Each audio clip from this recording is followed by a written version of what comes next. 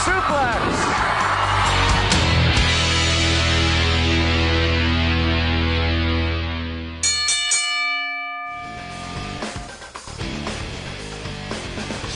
Good morning or afternoon, everybody. Welcome to another edition of Thoughts Count Anywhere, coming to you live from the Go Live Vegas studios in the heart of Las Vegas, Nevada. Thank you for making us part of your day. If you're on the go and you can't watch us on Facebook, be sure to download the Go Live Vegas mobile app to your phone. And soon, listen to this, fellas. You ready? Alexa. You will be, if you have Alexa service, you will be able to ask Alexa to bring up any of the shows here at Go Live Vegas. That is coming soon. I'm Aaron Phillips, along with Chief and Matt, and our guests from Sin City Sublimation, Mike and Frank, will be joining us after the first break. Gentlemen, how are you doing? Jeez. My ears hurt now. What? No, that's not my. That's not. Are you my, making up? Are you making up for Tuesday? I'm making up, buddy. I'm ready. I'm ready. I did my 15 minutes of research. Let's roll. Oh my goodness! And that wasn't my fault. That was somebody didn't turn the button. Oh down. my God! My right ear is or bleeding. Maybe I turned it up and didn't tell no one. My right ear is bleeding.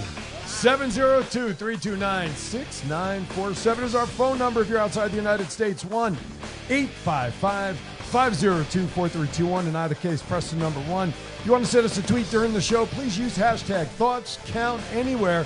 Your message will appear on the screen, and we can address your question immediately. And, of course, we are monitoring the chat rooms. Please share us to everybody and everybody. Congratulations to the Moxie family for selling their house in Las Vegas. I don't know why I wanted to say that. I just saw it. I figured I would say that. Now it's going to be harder to... Yeah, where did they move to? Our plans are failing. I know. Dramatically. Where did they move to? I don't know. I would don't imagine Florida. That's Okay. what I'm thinking. Yeah, they didn't announce where they're moving to, right? No. Or you could be Gene Simmons. You could buy a house in Las Vegas here in May for $8 million and then turn around this week, put it back on the market for $15 million because you realize it's too hot here and move back to California. And then you're going to pay tax, so... You know. Didn't you realize, though, it was hot here before you moved here? You know what I'm saying? Google's a hell of a thing. Yes, right. What's the weather? Alexa, what's the weather? All right, let's get started because we got a busy show, a lot to talk about over the 2 hours. We got guests here in studio. Let's get rocking and rolling with I Hear Voices. Ding, ding, ding. Rumor is Toxic Attraction is getting pushed so hard at NXT 2.0 because they want to attract young male viewers. I don't have a problem with that. But that's just me. But I don't either. AEW goes around like trying to push that they're winning in that demo. WWE's like, well, we got a Mandy Rose, so Right. game on. But is NXT strong enough with these three on NXT to combat AEW and their ratings in that demo? No, but I think with Io Shirai and Gonzalez and our young lady from Las Vegas that's down there now, I think the 6 of them can definitely compete with AEW. There's no doubt in my mind about it. Okay. Interesting perspective. AEW's got a Britt Baker, so they're in trouble. Well, I'll tell you what. You put Britt next to Mandy, that's a pretty damn close competition there, son. And I'd say Mandy might just win out. Huh?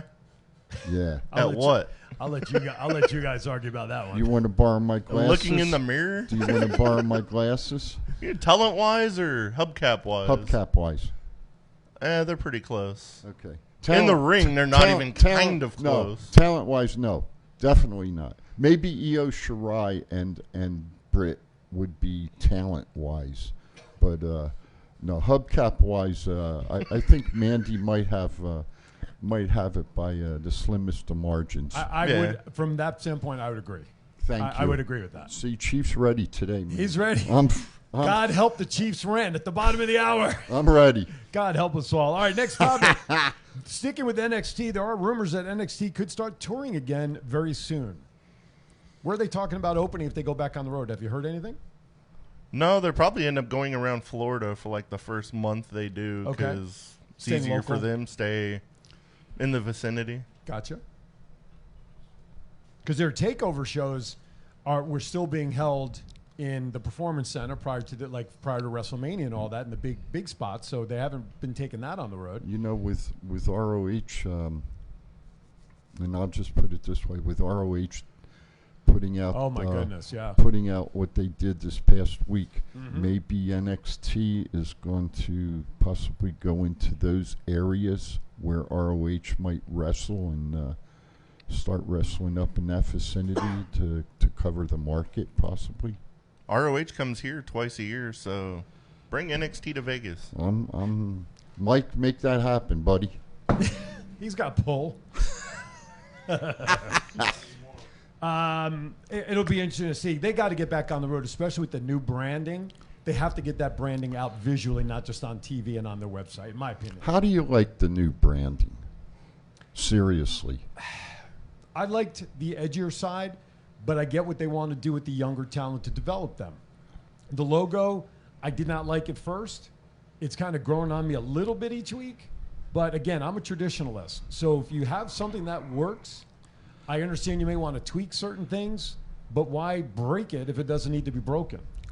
That's just me. I mean, Sure. I like NXT a little more every week. It was like a little getting used to at 1st.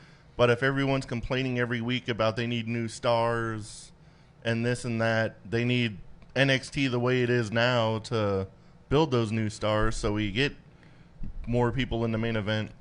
I think sometimes you've got some old established veterans there that are working with the new young talent in the ring. They're able to bring them along together safely on moves. Cover the neck, make sure they don't break it or hurt it.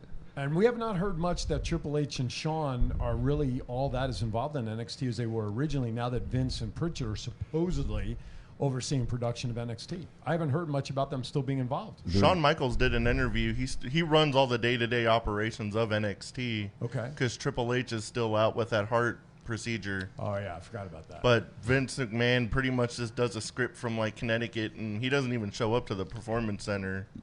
So it's pretty much all still the same as it was, just with the Vince touch to it. Gotcha. A couple of things in the chat. Good morning, Thomas Burnett. Sin City Syndicate says good morning to Vegas. Garth Wald makes this comment. NXT 2.0 sucks, but the talent is awesome. So he likes the talent, but the format and how they're presenting things now, not his cup of tea. Some guy named Mike Halverson chimes in, says NXT is boring, in capital letters. Let's see. Carlos is in the ring. Good morning, Las Vegas. Thank you, Carlos. So our guys are checking in with us. 702-329-6947. Press 1. I will say one thing, Yes. though. We do have another Las Vegas person went live this week on NXT. Who's that? Who did we miss? Sophia. Who? Cepha. I thought you said Sophia. That's I was what like, he who did. the hell? I thought he did. No. I'm like, Sophia. Who the hell Sefa is Sophia? Fatu, yeah. Yes. Yeah. What's his new ring name? Solo something or other? Right? Yeah, Solo something or other. Right, exactly. Solo. I can't remember the name Hey, right Brandy, now. if you're here, send it in to us, Yeah, will exactly. you? Somebody, if not Thomas Burnett, somebody will Yeah. remind us. All right. Last topic under I Hear Voices before we go to our first break. Ding, ding, ding. Rumor is there could be an AEW streaming service in the near future. Well, if it's anything like Peacock, don't do it. And I'll just leave it at that. I could definitely see it happening with their relationship with TNT and Warner Media. It seems like a given at this point. It's just a matter of how fan-friendly and usable it is. When do they switch stations? In 2022, but it's still Warner Media either way. TBS and TNT are owned by the same people. Right. They made this announcement like it's shocking that they're going to develop their own streaming service. Is anybody surprised with this day and age of technology? I mean, it's not a surprise that they're going to do it. I mean, Hey, I just got off the flip phone, man. All this crap, shit. I couldn't watch Crown Jewel Thirsty because I couldn't get into Peacock. Make it simple for the chief, will you? He's stupid. Since AEW has the TNT and TBS championship, if WWE wants to take a dig at them, do the they wrong. should come out with a Peacock championship. Hey, I wonder if they may go to 605 Live. Would that be interesting on 605 Live. on TBS? Yeah. Oh, yeah. I get it. You know, back in the day, when yeah, you know what I'm I talking. know You know what I'm talking. I got you. I'm wondering if they may do a 605. Jason shares with us. Thank you, Jason. Solo Sikoa. Thank you. Sikoa. Am I pronouncing that right?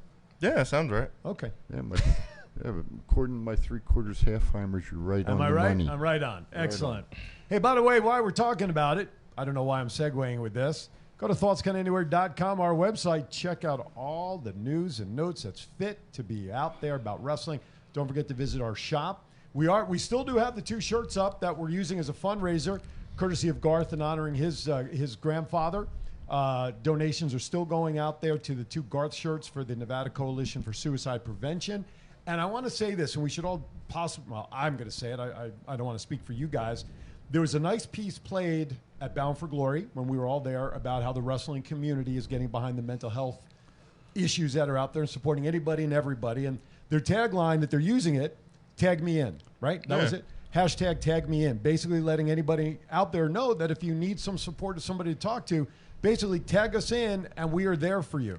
So I'm supporting that. I think we should support that. Do a little thing and hashtag it. Tag me in or tag us in. What was the big tall guy's name? Which one? Big a few of Cass? them. Huh? Big Cass? Big Cass. Yeah. You know, W. Morrissey. W. Morrissey. I that's have the to name tell of you the band. something, guys, and I mean this from the bottom of my heart. I really wanted to talk to him this past weekend. I really, professionally and personally, I really wanted to talk to him. He's a great story for those who know the backstory. And now that he's got a hard job ahead of him because every day is a challenge to stay on the right path. I wanted him to know that there's people out there that are concerned and that care. And you come back to Vegas, we're here for you, brother. Absolutely. Aaron just shared a snapshot of the logo, Tag Me In. Maybe after the show, right after 11 o'clock, the 3 of us will sit up here and 30 seconds we'll record something and we can put it up using the hashtag and join the international community and making it known that Thoughts Count Anywhere is here for anybody that needs it. Yeah, definitely. All right. We could do that. Very good. All right. Have I stalled enough to go to first break? Yeah, what the heck? Let's do it. We'll go to first break. So, wait a minute. What happened to... I see our teleprompter is... Excuse me. Wait a minute. Before we go to... I didn't ask because you asked before we went on the air and I completely forgot about it. Before we go to break, Matt, you got a story for this week, brother? Huh? Oh, I got a story. I got a couple of them, actually. We need like but a the good bedtime one- story music behind this. Give me the best one you got. I Or give me both. was of 'em, I walking don't up care. Fremont, and I heard a really, really loud bang in the garage. Oh. So we went running over there, and this guy had a great idea to put his U-Haul in the garage.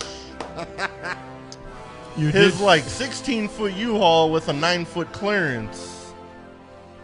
The picture will be up There it is. momentarily. There it is. There's the picture right there. Jesus Christ.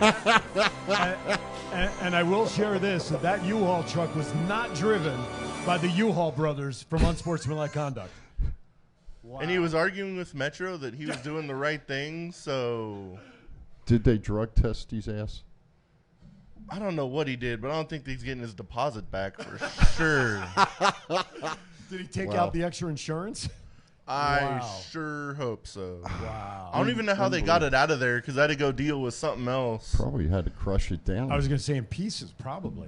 Wow. Wow. That was crazy. All right. That was interesting. Can we get a sub-story? Because like story 2.0, because you mentioned something at one of the restaurants downtown before I went on the air. Did you want to share that one? Oh, there was a guy who came into Heart Attack Grill last night, and he pounded 2 shots, and the Heart Attack Grill shots come in these big prescription bottles, so they're 3-ounce shots. Okay.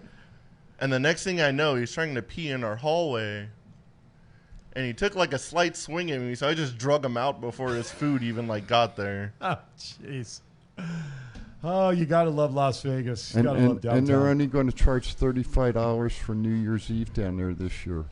For what, the attraction down in Fremont? YMCA guys are going to be there. Village people? Village people, and I forget who else. Vanilla Ice, Tone Loc, the 80s. The 80s. I did see that because on Debt Lifeline this past week, we had a little fun with my co-host Rob Goldstein, who's a musician, and we were talking about who he doesn't like and what songs, and YMCA by the Village People was one of them. So when I saw it pop up, I reshared it, and I tagged Rob in it saying, you see, it gets all over the place. That's why I brought it up this morning. That's good. I love it. All right. It's time for our first break, which means we're going to have a fire drill here in the studio. Chief will be heading over to the DJ booth, and we're going to have our guests, Mike and Frank, joining us here at the podium from Sin City Sublimation. 702-329-6947 is the phone number. We can't wait to talk to these guys. We appreciate their support and their love of wrestling, at least from Mike. I know Frank is a big wrestling guy, but I know Mike is or was. But we'll have some fun talking about their business, what they got going on. Call them. Great guys. You're watching. Frank don't even look like he's awake yet. Hey. Same. I was going to say, we'll put Frank next to Matt. So, anyway, we'll be right back.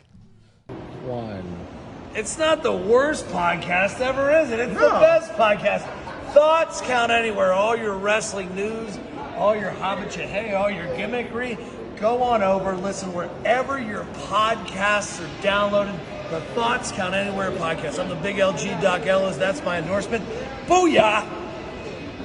At Firehouse Subs, a portion of every purchase helps provide much-needed life-saving equipment to first responders.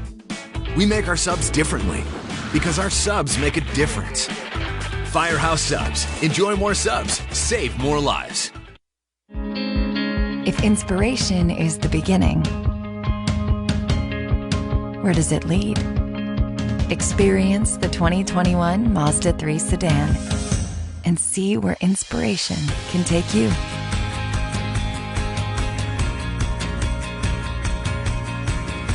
Grab the brass ring in a 2021 Mazda 3 with exclusive FSW discounts at Findlay Mazda. Get Garth today at the Valley Auto Mall. Sin City Sublimation is an all-in-one design and manufacturing shop making everything here in Las Vegas. Most companies have everything made overseas. We do not and can do all the work in 2 weeks or less. From the court to the field, we have all types of sports uniforms for your liking, but if you are looking for something else, we also make memorial shirts, birthday shirts, and fan gear for your kids' teams. Send us an email at sales@sincitysublimation.com, and if you mention Thoughts Count Anywhere, we will take $5 off each shirt with a minimum of 12 purchased. A pro wrestler-owned business, we are known for reasonable pricing with a fast turnaround, all made in the USA. For more information, go to sincitysublimation.com for more. All right, welcome back. Thoughts Count Anywhere. As a great wrestling announcer used to say, business is about to pick up around here, Matt and Chief. Yes, it is. Joining us at the table are the owners of Sin City Sublimation. They are one of our great sponsors. We thank them for their support. They are also wrestling guys. And their shop is located down on Oakey, actually right next door to Portnoy Gallery, for those who know where that is. Neil and everybody. Guys, welcome to Thoughts Count Anywhere. Thanks for having us. There you go. Get that close in there, Mike. Come on. You've done promos. We have to get very close. That's right. You've done promos before. You guys know Yes. what it's like. So come on. Be one with the microphone. This one you can't really hold. No, It's you like can't. It's like a cage. It's a stethoscope. That's why it's called. Frank, how are you, sir? Doing good. Well, read what's on your hat there. Franklin. So it's bigger the fupa, tastier the chalupa. So it's just That is epic. silly hat. We sell that hat a lot. Well, it's not silly because if people know what you're referring to, they're loving it right now. And this guy, Fix, what does that say? What's it? It says this guy fucks. Oh, okay. But so this you can wear it around the kids That, because they don't know what that means. no, they don't. Hey, we ought to get one of those hats for MK. We actually We have some goodies here. we brought you guys stuff. Masks came So, raining down on the desk. We brought you. We brought Chief this one. Oh, Hell yeah. And Give me then, that sucker. and then I'll this put that on one right this now. one's for Matt. he gets the fupa one. He gets this one. Now, wait a minute. I'm afraid because he's now covering the hat before. I'm very afraid right now. Show me that butthole. Oh, yeah! All right. That's it. What's going on right now? What's going on right now? Thank you, guys. So we thank you. those are actually Frank had seen something somebody had done, and he started making these hats, and I was like, we're never going to sell those hats. We get You probably can't keep them on the shelf right now, can you? No, we sell about 600 stupid hats a month. Thank you, Frank. Yeah, no problem. Wow, this is great. Yeah. And so real quickly then, let's talk about it. Website and logo's up there, sincitysublimation.com. So they have choice. All these hats are on the website? We have, I don't know how many hats we have. We have 50 hats up on the website right now. With all the different options? There's hundreds and hundreds and hundreds of shirts.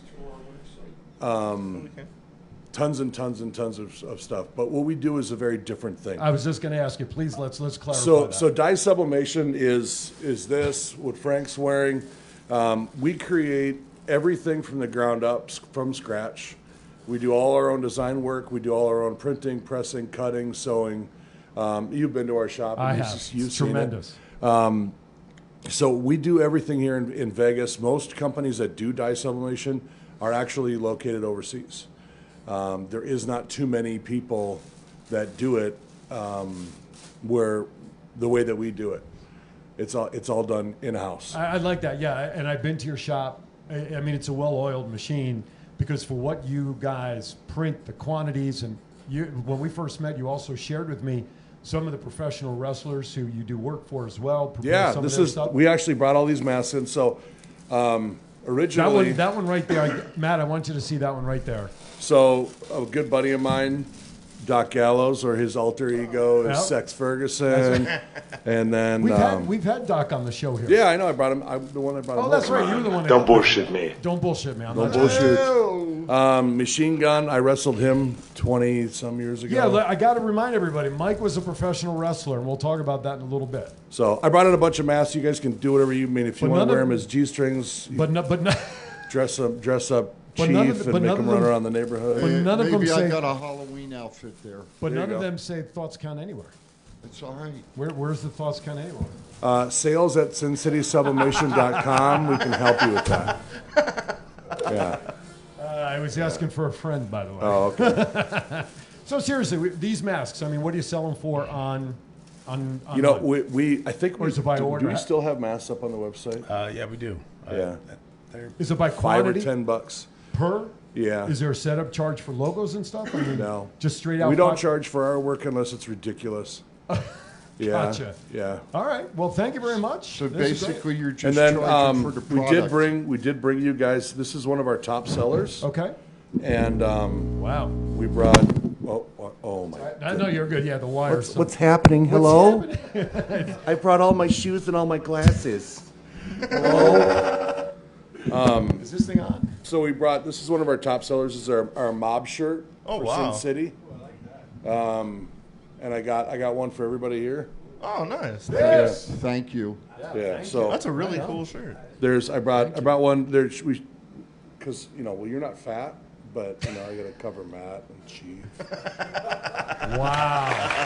That's the pot calling the kettle black because I'm the size of a small refrigerator. That's all right, brother. I love you. You know that. And actually, I wanted to call out somebody. Go ahead. Go for it. So, the Sin City Syndicate, maybe. Probably 20 years ago, I was eating dinner in a restaurant, and this kid walked up, bright-eyed young kid, walked up, and he said, and I've only had this happen to me 3 or 4 times because I was on the indie circuit. Wrestling in the 90s sucked. It was a little different. We had to wrestle. It was against the law what we were doing. We were wrestling in a garage on a Friday night. Everybody show up at 7, roll in. Was that locally? Close the doors. Oh yeah. All right, I know who that is. And hide everybody. There. But there was this kid walked up and he said, "Did you used to wrestle?" And I said, I still wrestle. Thank you very much. And he said, "Well, I'm just starting how to wrestle. I'm just starting to wrestle." And he was very young, and that was Remy Marcel. Wow, you were just talking about him before he went live, Chief. Yep. So I reached out. What I wanted to do, and I had done this for Doc and a few other guys to make them their own dice up shirt. Everybody uses the screen printing. Everybody uses the printer stuff. It's super cheap. Right. Ours is a little bit more expensive, but I have the only Remy Marcel shirt. We now have a reason to make sure he comes on. So Remy, hold it. Remy never came and picked it up. No, I don't. So I'm going to leave it here. Okay.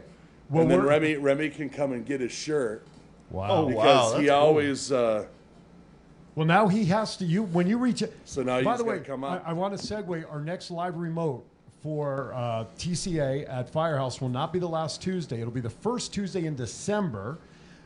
December the 7th. And we're want to reach out to Remy. I'm Remy. going to try to get Remy on. Now, on but now we have an incentive. I'm going to try to get him on. Get him his shirt they never picked up. That's right. So we'll get that to him. So what's the address there, Chief? 5905 Southeastern Avenue, Suite 109. December 7th, 7 to 8 p.m. will be the next remote show that we're going to do there. We decided to move it because of the holidays and things. So, but this is great. Thank you for everything. This is tremendous. I'm going to give this to Chief because you're going to go tonight. Are you going to FSW tonight? Yep. So there's a chance you I may am. even see him tonight. But Yeah, tell him. thank you guys. This is tremendous. Tell Now, him I might come out of retirement just to whip his ass. I may not even give him this shirt. I might just wear the damn thing in I don't there. think there that you fit you. I made it for tiny little Remy. So, Frank, let me ask you a question. Please explain to everybody what sublimation is versus the other printing styles that Mike sort of referenced. Talk about the differences. Yeah, so you have screen print, which is like your traditional silk screen, goes on cotton shirts. After 10 washes, it starts cracking, fading. Right. Sublimations is the process of you're dyeing the fabric, and you can wash it 10,000 times. It's never going to fade. You'll have the same colors. Doesn't shrink. Doesn't shrink. Okay. Now, the material here is like the dry fit stuff. Is Yeah, this it's what like- you normally print on? Yeah. I So love dry fit our stuff. big thing is sportswear. We do tons of teams, and that's what we do. Okay. I thank you. Our producer reminded me that as a sponsor of the show, and again, we want to thank you for supporting us because without you guys, we would not be able to do 2 hours. And so we thank you for that, along with Bruise Brothers. And Was I the first person to ask for the second hour? you Yeah, were, yes, but, you were. but remember, you Originally, asked yes, for it you months were. ago. I did. And then we talked about it very briefly, and then things just kind of got in the way. And then all of a sudden, this freight train in September started, which you then made the comment in that room as well. More and more of our viewers said, yeah, we need 2 hours, we need 2 hours. So I just kind of said, well, great. Somebody needs to step up and help us do that. And then, of course, he asked me to pay And for then it. he was the first. And Mike and Frank were the first guys I called. All right, everybody's asking for it. Can you help us? And again, graciously, we say thank you for helping us. I literally couldn't say no, though. I turned to Frank, and I'm like, Frank, I kind of am the reason that this whole thing started. We got to pay for it. Well, we appreciate that. And by the way, and our producer did actually give us the right words we should be saying, is that Sin City Sublimation is the official, how do I want to say this? I want to say printing, because you're not really a printing shop. Apparel company. Apparel company. There you go. Even though you have those on. Well, this was done through our website. But our I know. webmaster over there maybe is the guy you need to talk to for our next design shirts. But I will say this: you are our official. You will be after seeing these shirts. Our official apparel company for Thoughts Can Anywhere. And These I will are whack compared to So those. go to Sin City Sublimation because the chief says Vegas. so. and the official apparel company for Go Live Vegas. And it sounds like reading some of the messages in here. This is up to you guys, but Sin City Syndicate is going to reach out to you about some gear as well. I actually saw that they had shirts made. They had jerseys made. They had jerseys made. I don't know where they made them. Yeah. But yes, they did. Yeah. So we do button-ups, too.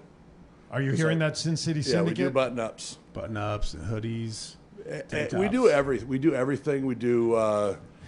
We went to G-strings? We do G-strings. Banana No, hammocks. actually, I got pictures. I will show you the G-strings that we do. Well, then I'll tell you. If you have the picture, we're here. We'll get it over to Aaron maybe during the break, and we can bring it up. All right. I'm going to hold it right there. Before we go to break, Chief, are you ready for the rant? Because we are at the Anytime. bottom of the hour. Anytime. I'm going to make it short and sweet today because we've got great guests. Excellent. Well, we're going to do the rant first, then break. Because I got to make sure that we mention that the Chiefs rant, which is about to come up in 30 seconds, is sponsored by the Bruise Brothers. Nicholas and Thomas Burnett. You can catch them every Sunday at 2 p.m., courtesy of the Top Rope Collectibles Facebook page. If you're not already on that group, please go ahead and search them on the search bar. That is Sundays, 2 p.m. Bruise Brothers. Great stuff that they put up for collectibles and memorabilia purchases. With that, it is now time for the Chiefs rant.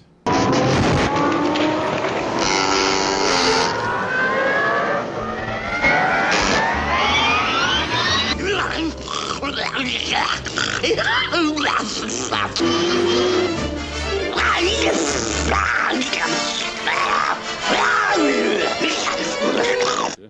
morning, everybody. It is the Chief and the Chief's rant, and everybody can keep talking because I'm going to make it short and sweet. We've got 2 wrestling shows today. Versus at doors open 1 o'clock, showtime 1:30 at the Boulevard Mall. And tonight we will be at FSW Arena, showtime 7 p.m. I want to talk about Halloween for a second. We will have trick-or-treaters out tomorrow. Youngsters, little people. Please make sure they're safe.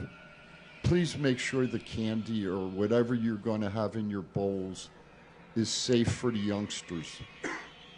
I don't want to hear anybody having to go to a freaking hospital to get their candy and shit x-rayed like happens in years past. It's stupid. So let's all just do our little part tomorrow night for the youngsters and have a great Halloween. And that's the Chief's freaking rant today. So the Chief, over and out. There you go. Nice update from Chief on everything and his comments. Absolutely, please be careful of everybody that is out there trick-or-treating.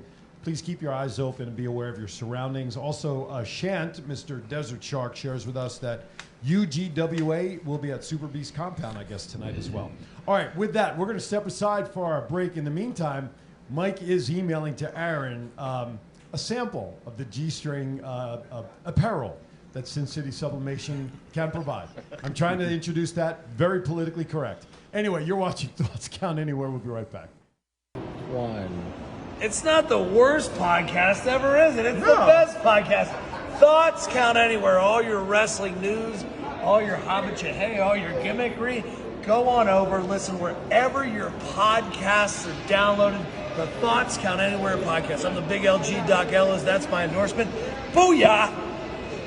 If you order Firehouse subs online or with our app, we'll have those delicious, melty subs boxed, bagged, and ready to pick up with rapid rescue to go.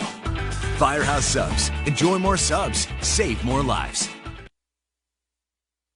Sin City Sublimation is an all-in-one design and manufacturing shop making everything here in Las Vegas. Most companies have everything made overseas. We do not and can do all the work in 2 weeks or less. From the court to the field, we have all types of sports uniforms for your liking, but if you are looking for something else, we also make memorial shirts, birthday shirts, and fan gear for your kids' teams. Send us an email at sales@sincitysublimation.com, and if you mention Thoughts Count Anywhere, we will take $5 off each shirt with a minimum of 12 purchased. A pro wrestler-owned business, we are known for reasonable pricing with a fast turnaround, all made in the USA. For more information, go to sincitysublimation.com for more.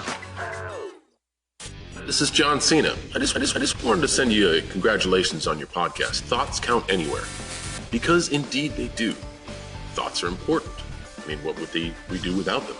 And how can they not count anywhere? Is there a place that thoughts don't count? I can't think of one. Well, I just wanted to say thank you very much, congratulations, and good luck on the podcast. Thoughts count anywhere, because they do.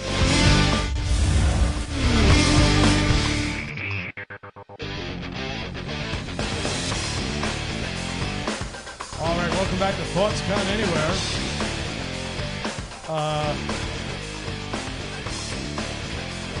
I believe the picture of, there you go. There is the G-string apparatus provided by... I was going to model it, but they told me no. Did you send them the front They would view like to as stay well? in business. I sent him I 3 know. pics. Oh, okay. Oh, there you go. There's the front view. He said he sent you 3. I didn't see the third one, so I have no idea what the third one's going to look like. Oh, side view. What else would you expect? Front view, side view, and rear view. I'm not going to be politically correct, but I will say the young lady is very nice looking, and that's from an old guy. So I'll leave it at that. But I noticed there's no printing on there. It's okay. The printing actually is. It is? The black and the orange. No, but I mean like a logo or something. That's what I mean. No, that was our tester. Oh, gotcha. For making bikinis. Now it's funny because the bikinis, these we sell on these on our websites. We sell them for $20. Okay. Bikinis sell for like $90. Wow. And Frank was like, "We have to make bikinis," and he was talking to our seamstresses, and they were like, "Oh yeah, that's not a problem. Let's do it." So he made up a pattern and. But can somebody put logos on that stuff? Oh too? yeah. So Yeah. Do you know Shannon Briggs? The name rings a bell. The fighter, the pro boxer. Yeah. Let's go, champ. Right. So we met with Shannon Briggs. I don't know how many months ago was that? Like 4 months ago, 5. And we were going to do. He's got Alpha Sportswear, and he's got a bunch of other companies that he's doing business with. Right. And he wanted us to do all of his stuff. Okay. Oh wow. But boxers forget really easy because they get punched in the head a lot. So every once in a while I get a WhatsApp call. Right. And I'm like, Shannon, what's up? Let's go, champ. And I'm like, what? And then he talks for 5 minutes, and then it hangs up on me. That's funny because I just had a vision on the bikini, the lower half, nothing more than our microphone with the flame around it, just right there on the bikini bottom. However you want to do it. I mean, we can make you any bikini, Aaron. No, not for me to wear. Oh, not for you? me to wear. Oh, There's not for a enough material woman. for a woman to wear with our logo on it. Sure. Right in that lower quadrant. If that's your, I don't honest. Let's be serious. I'm not bailing your ass out on this demographic one. is not Forget women. that, man. What's that? Ain't happy. Your demographic is not women. You'd be surprised. Really? Seriously, you'd be surprised. Our demographic, majority of our viewers and whatnot are generally male, but we actually have a pretty split demographic, especially like our remotes. More of our female followers come out to our remotes than the guys do. That's because of Chief. Whatever draws them out, I don't really care. He's a sexual dynamo. Although I'm dead sexy. Although a message did come into the chat room, Chief, and I'll let you reply to this, that they want to see a picture of the Chief in a bikini. And who's that from? I'm not telling. It's not the syndicate, so don't worry. I don't have it. Came in on Aaron's chat. Who the hell sent it? Anyway, let's digress a little bit. All right, so let's talk about the business for a little bit. Wait a minute. If it was Sean, forget it. Let's talk about the business. How long have you been in business together? How did you guys meet, first of all? To start this thing. I moved to Reno to run a company. Okay. Because this is our sideline business. Oh, okay. I moved to Reno to run a company, and at the time I played. Believe this or not, after I retired from wrestling, well, I just stopped wrestling. Right. And a lot of wrestlers will know this. When you stop wrestling for 6 months, and then after 6 months, your body goes through an inordinate amount of pain. Your brain isn't right at all, because I wrestled for 14 years, pretty much 6 days a week. Okay. And your body just isn't right, your brain isn't right, and you need to do something. And I was like, well, I played football in college. Right. So I went back and started playing semi-pro football. Found that. Okay. Which is actually very big. So I had played for a few years while I was wrestling, and I played a lot more when I stopped wrestling. And I was running a gaming company. Okay. And so I moved to Reno to run another gaming company. And Frank was literally the only person that was nice to me on the football team that I showed up at. Okay. He was the only one that talked to me. And he hit me up. He had overheard me tell people that I run a gaming company. And Frank hit me up on Messenger. What did you just say? You should hire me? You should hire me. Yeah. He just said, you should hire me. And I was like, why? And he's like, I can do graphics and stuff. And at that time, we were a very small company. And then within a year and a half, we actually quadrupled in size. Wow. Our company got much bigger. And we were looking for a artist. Okay. And I said, well, I'll give Frank a try. So I hit Frank up. He was actually, you were living in where? Sacramento? Sacramento. Yeah, so he was living in Sacramento, but looking to get back to Reno. And he ended up coming to work to me. That was 10 years ago? Wow. Yeah. Yeah. About 10 years. So about 5 years ago, I was done with Reno. I grew up in Minnesota. I grew up in the snow and the cold. I lived in Reno for 5 years. It is not Minnesota by any stretch, but I was, can I swear? Yeah. Sure. Fucking done. We're fucking with wearing the hats that people. Yeah, I was done with the snow. I had bought my dream car, which is a Dodge Challenger. Okay. Loved that car, and I lived on a road that on both sides to get out was like this. And I had to call Frank one day. Said, Frank, will you please come pick me up because I can't get out of my neighborhood. Did you live up on the hill? Yeah. That's where my father-in-law lives, up on University Loop.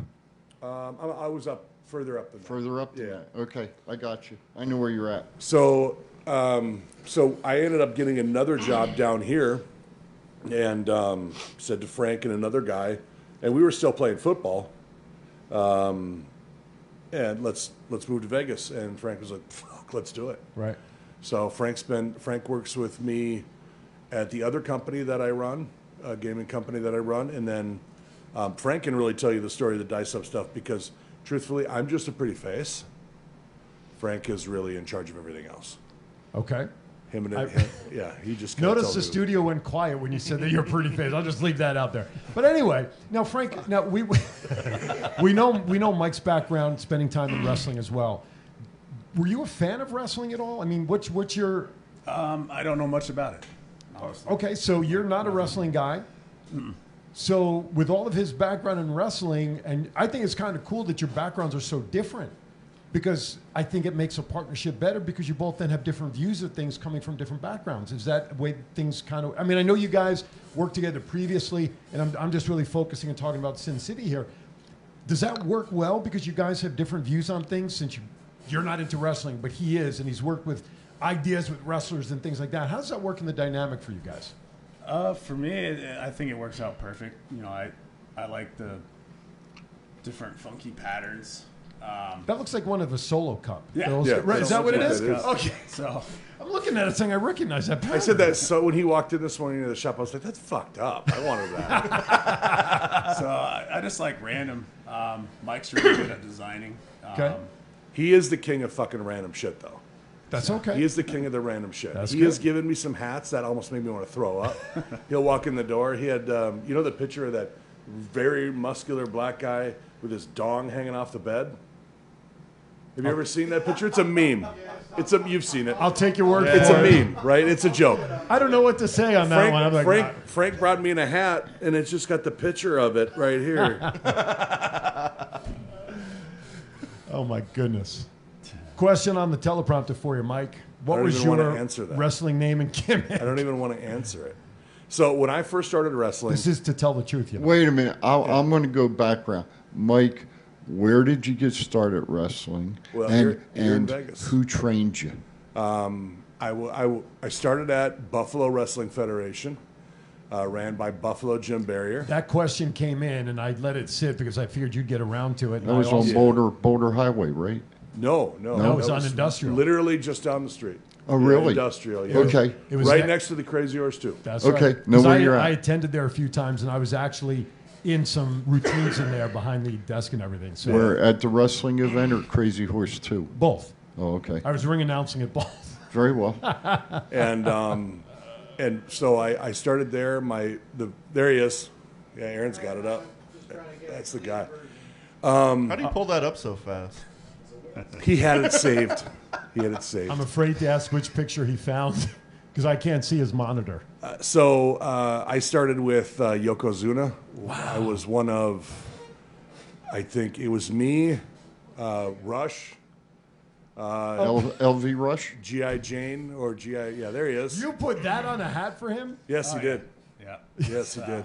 Not blocked out, though, like that one is. No, actually, he blurred out. Oh, he did? Yeah, he blurred out the dong. Go explain Hey, that. Frank, to your wife. you know what you should have put?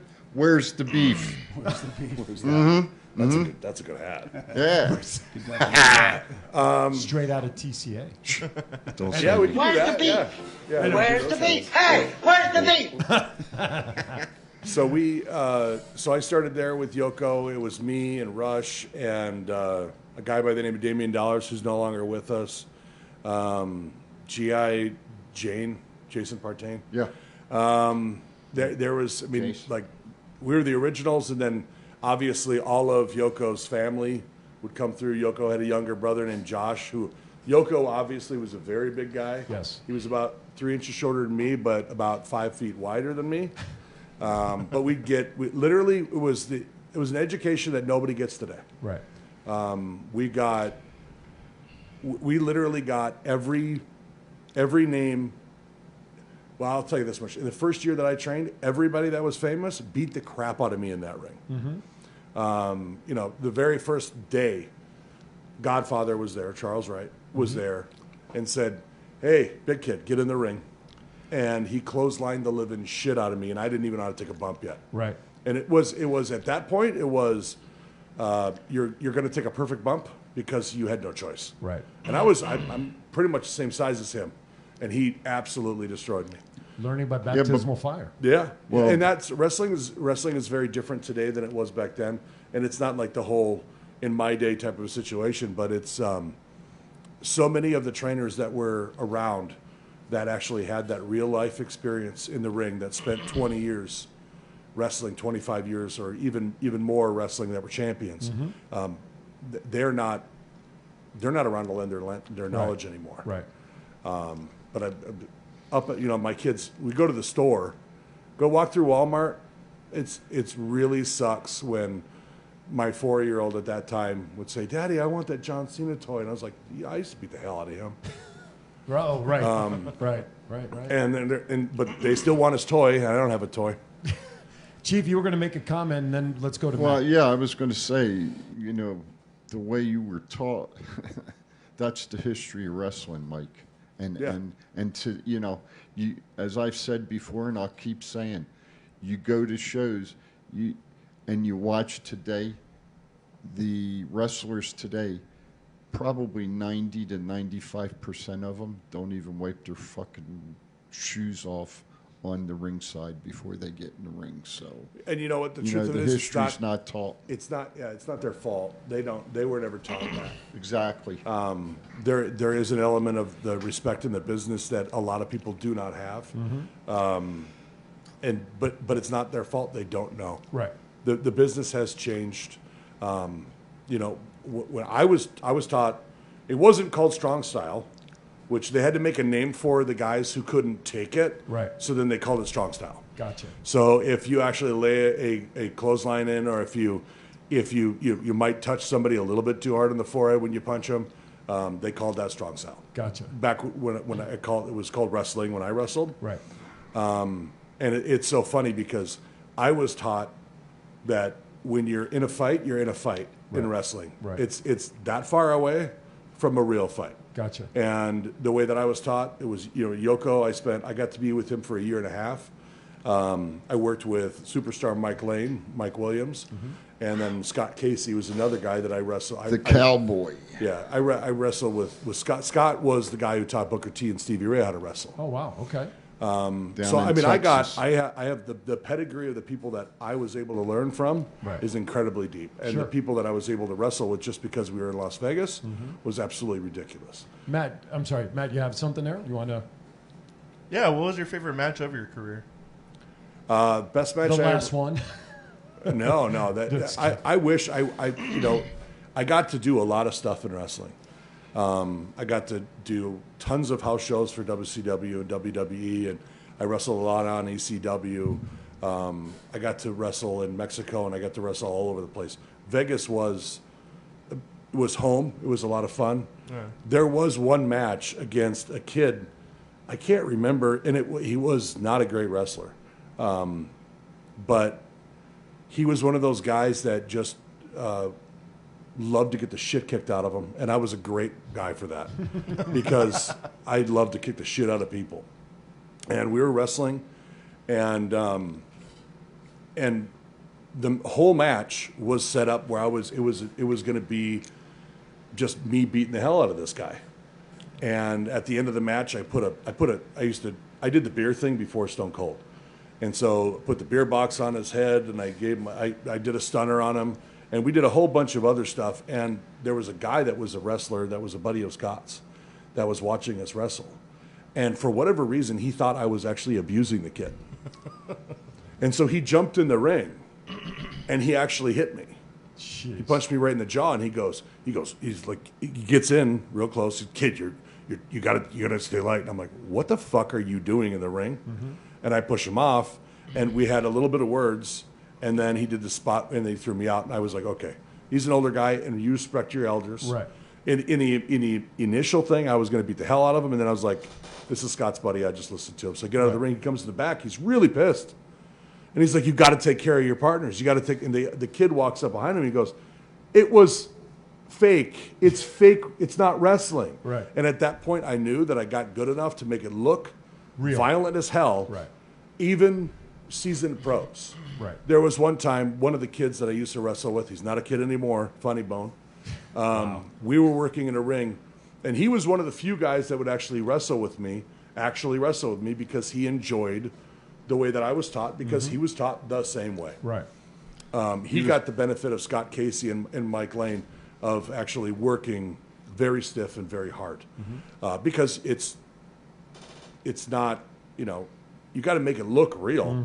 So many people today do not make it look real. It's really bad. Too much flippy shit.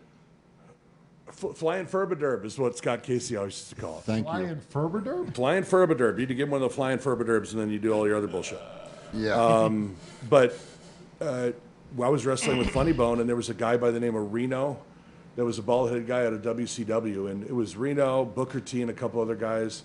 I spent a lot of time with my dad's very close friend with Nick Bockwinkel. Oh, wow, okay. I was going to ask you, did you do anything with Nick? I spent a lot of time with Nick. Nick would come over to my office because him and my dad were friends from Minnesota. And we moved to Vegas, and all of a sudden Nick's like, holy shit, Mike's here. And so he started hanging around the office. And I was working with my father at the time because, believe it or not, you actually have to have a job when you wrestle. And so not everybody gets $1 million a year? Yeah, no, they don't. Nobody gets Damn. that. But cross that off my wish list. Yeah, got to sit. I mean, I don't know how many hours I spent with Nick talking about what I should do and how I should do it. Obviously when he got in the ring, and if he punched anybody, they'd be like, "Oh, that was great," and then they walk in the back and go, "He really hits really hard," and I'm like, "That's wrestling." Right. You know. So it was a very different scenario back then, and it is funny because my name was Sinful. Okay. My very first name was Big Bubba Tuttle. Tuttle is a family name. Well, that takes me back to, whose family name? Yours? It's my family. Okay. Yeah. So my mother's step cousin, I don't know, whatever, Tuttle in somewhere Kentucky. down the line. Yeah, Kentucky, and Jim Barrier wanted me to be a big idiot redneck. Okay. And I was supposed to be a good guy. Okay. Big Bubba Tuttle. I was going to be Hillbilly Jim. I was just going to say. A very young version of a Hillbilly Jim. Gotcha. And that didn't work out very well. My very first match, I walked out, big smile on my face. I tell the story all the time. Big smile on my face. I walk out, and everybody is, the bad guy's in the ring. Right. I'm the good guy. Right. This is my first match. I walk out, I got my slop bucket. And I got a John Deere hat on, and I got overalls. Right. And I was in actually really pretty good shape, and I got a big smile on my face. And I said, "Suey," or some dumb shit like that. And I walk out, and this lady right here, I still can see her. She was probably 65 years old. She just goes, "Fuck you!" From there to when I got to the ring, I didn't know what to do. Right. Because the entire audience absolutely hated my face. They hated everything about me. And from that day forward, I was a bad guy. Wow. So can we find a picture of Big, what was it? No, you cannot. Big what Tuttle? Big Bubba Tuttle. You Big cannot Bubba find Tuttle. that. You cannot find those pictures. Go ahead and try it. Challenge accepted. You'd be surprised what we can Very, do. very few pictures. That was the early 90s. So we're getting close to the top of the hour. I want to go back to the business just for a little bit Yeah. because we're going to have you guys on and on and on regularly talking about stuff. Frank, talk about the business. What's the top 3 or 5 sellers that you guys? I know the hats. Besides the hats, give us some other ideas too. Some of the apparel that people are just ordering like off the shelf that is crazy. It's just your style of taste. There's so many designs on there. Okay. Our main focus is the custom. So Okay. What's the craziest thing someone's reached out and said, "I'd love to see something like this on a hat"? That you A hat or a jersey. yeah. I don't know. Probably the jerseys. Yeah, just loud designs. okay? We get a lot of funny names. Okay. What's the slap your pitch up? Yeah. For some like softball. stupid little plays on words. Play on words like Yeah. thoughts count anywhere instead of false count anywhere. Play on words. Yeah, funny play on words. Matt, you looked like you were going to say something. I was always curious. I always ask people the same question just because everyone always has different answers. Who's your Mount Rushmore of wrestling? Ric Flair, Dusty Rhodes, Lou Thez, Ooh. and Gotch. That's a good list. Wow. Yeah, and the reason is because if without them, you don't have anybody else. Right. And that's kind of what the Mount Rushmore is. Right. You know, you go back to Frank Gotch and Luthez. If you could add a fifth one, it'd be Judo Gene LaBelle. Oh, wow.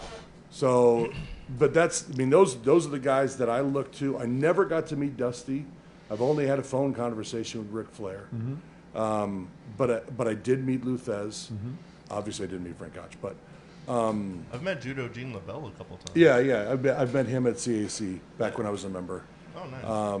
But those guys are, I mean, without them, there is no wrestling. Sure. Something came in the chat room, Frank, that I want to give you an opportunity to reply to either confirm or deny. It's up to you. Mikey Diaz, apparently he knows you guys, says Mike still walks around the shop and chest slaps Frank for the fun of it. Yeah, pretty much on a daily. I get a nice slap. You chop him? I mean, like a regular chop? No, I just give him a little one. A little one. Yeah. What's that? All right, throw it up there. What do we got? He's got something. There it is. Oh, I see. That's about right. All right. That's about right. Oh my goodness gracious! Oh my goodness! It is funny when people find out. When I was younger, I used to tell people that I was a wrestler, and it was a really cool thing. Sure, and that's sure. what I mean. It's really what I wanted to do with my life. Right. I mean, I gave so much to wrestling. I gave pretty much every body part I broke. And wrestling was a very, very important piece. So I always try to do something with the wrestling around the guys. Sure. And there's people that are like, give me a chop. And then right after that, they do not want to chop. Because that was a thing I was very good at. If you watched AEW last night, I don't know if you guys watched it a little bit, but it was Bryan Danielson. Bryan Danielson taking some chops from Eddie Kingston. And now Danielson is light-skinned anyway. Oh, yeah. His chest was like transparent. chop meat. And it's not the first time we've seen his chest light up from chops. Well, when he wrestled Omega, it was the same exactly. thing. I mean, oh my Mike, God. I want to ask you a quick question.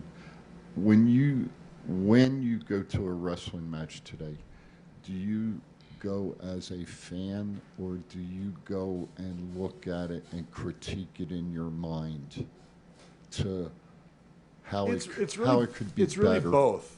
I love Versus. I love what Wes is doing.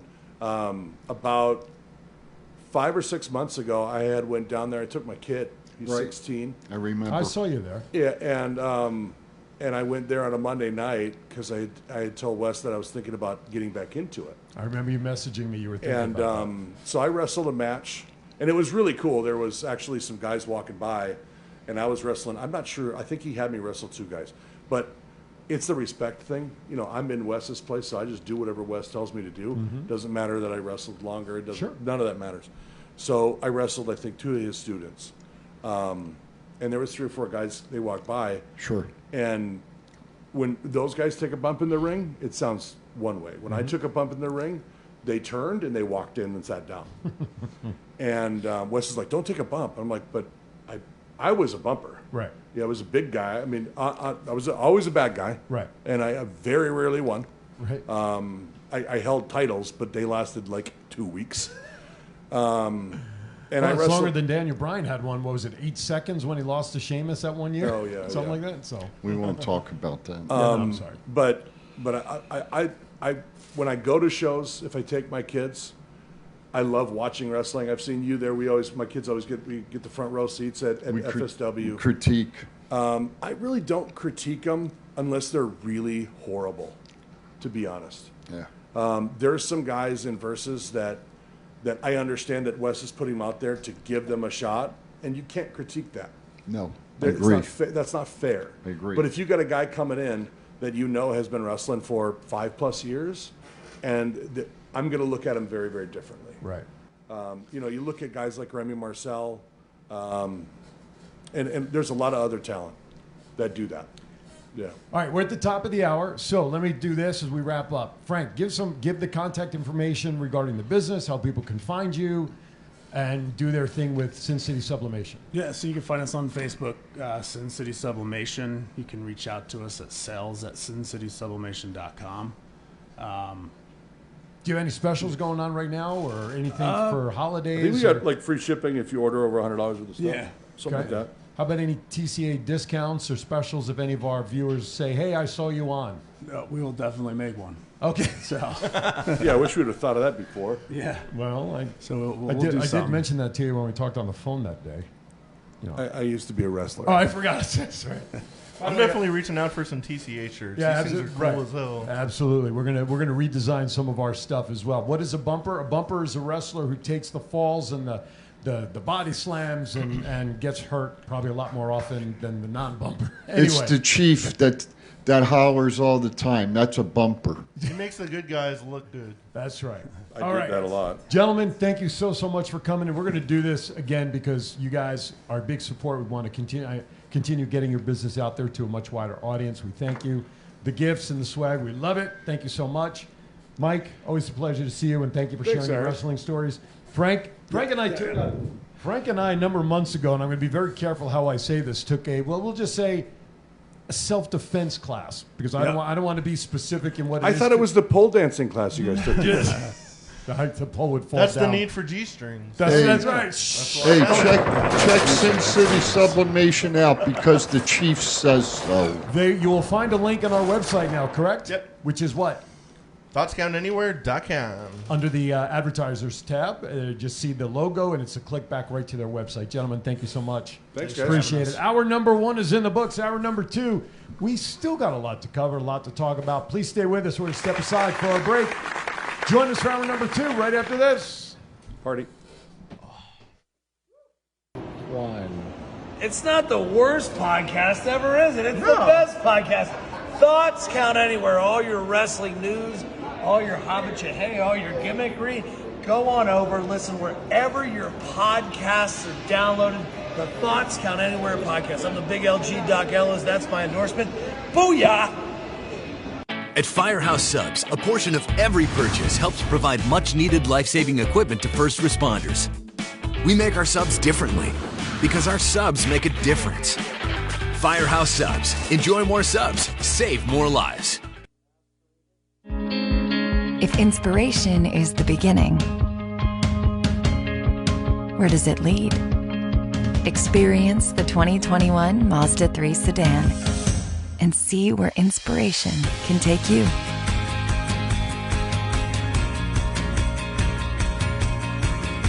Grab the brass ring in a 2021 Mazda 3 with exclusive FSW discounts at Findlay Mazda. Get Garth today at the Valley Auto Mall. If you order Firehouse Subs online or with our app, we'll have those delicious, melty subs boxed, bagged, and ready to pick up with rapid rescue to go. Firehouse Subs. Enjoy more subs. Save more lives. This is John Cena. I just wanted to send you a congratulations on your podcast. Thoughts count anywhere. Because indeed they do. Thoughts are important. I mean, what would we do without them? And how can they not count anywhere? Is there a place that thoughts don't count? I can't think of one. Well, I just wanted to say thank you very much, congratulations, and good luck on the podcast. Thoughts count anywhere, because they do.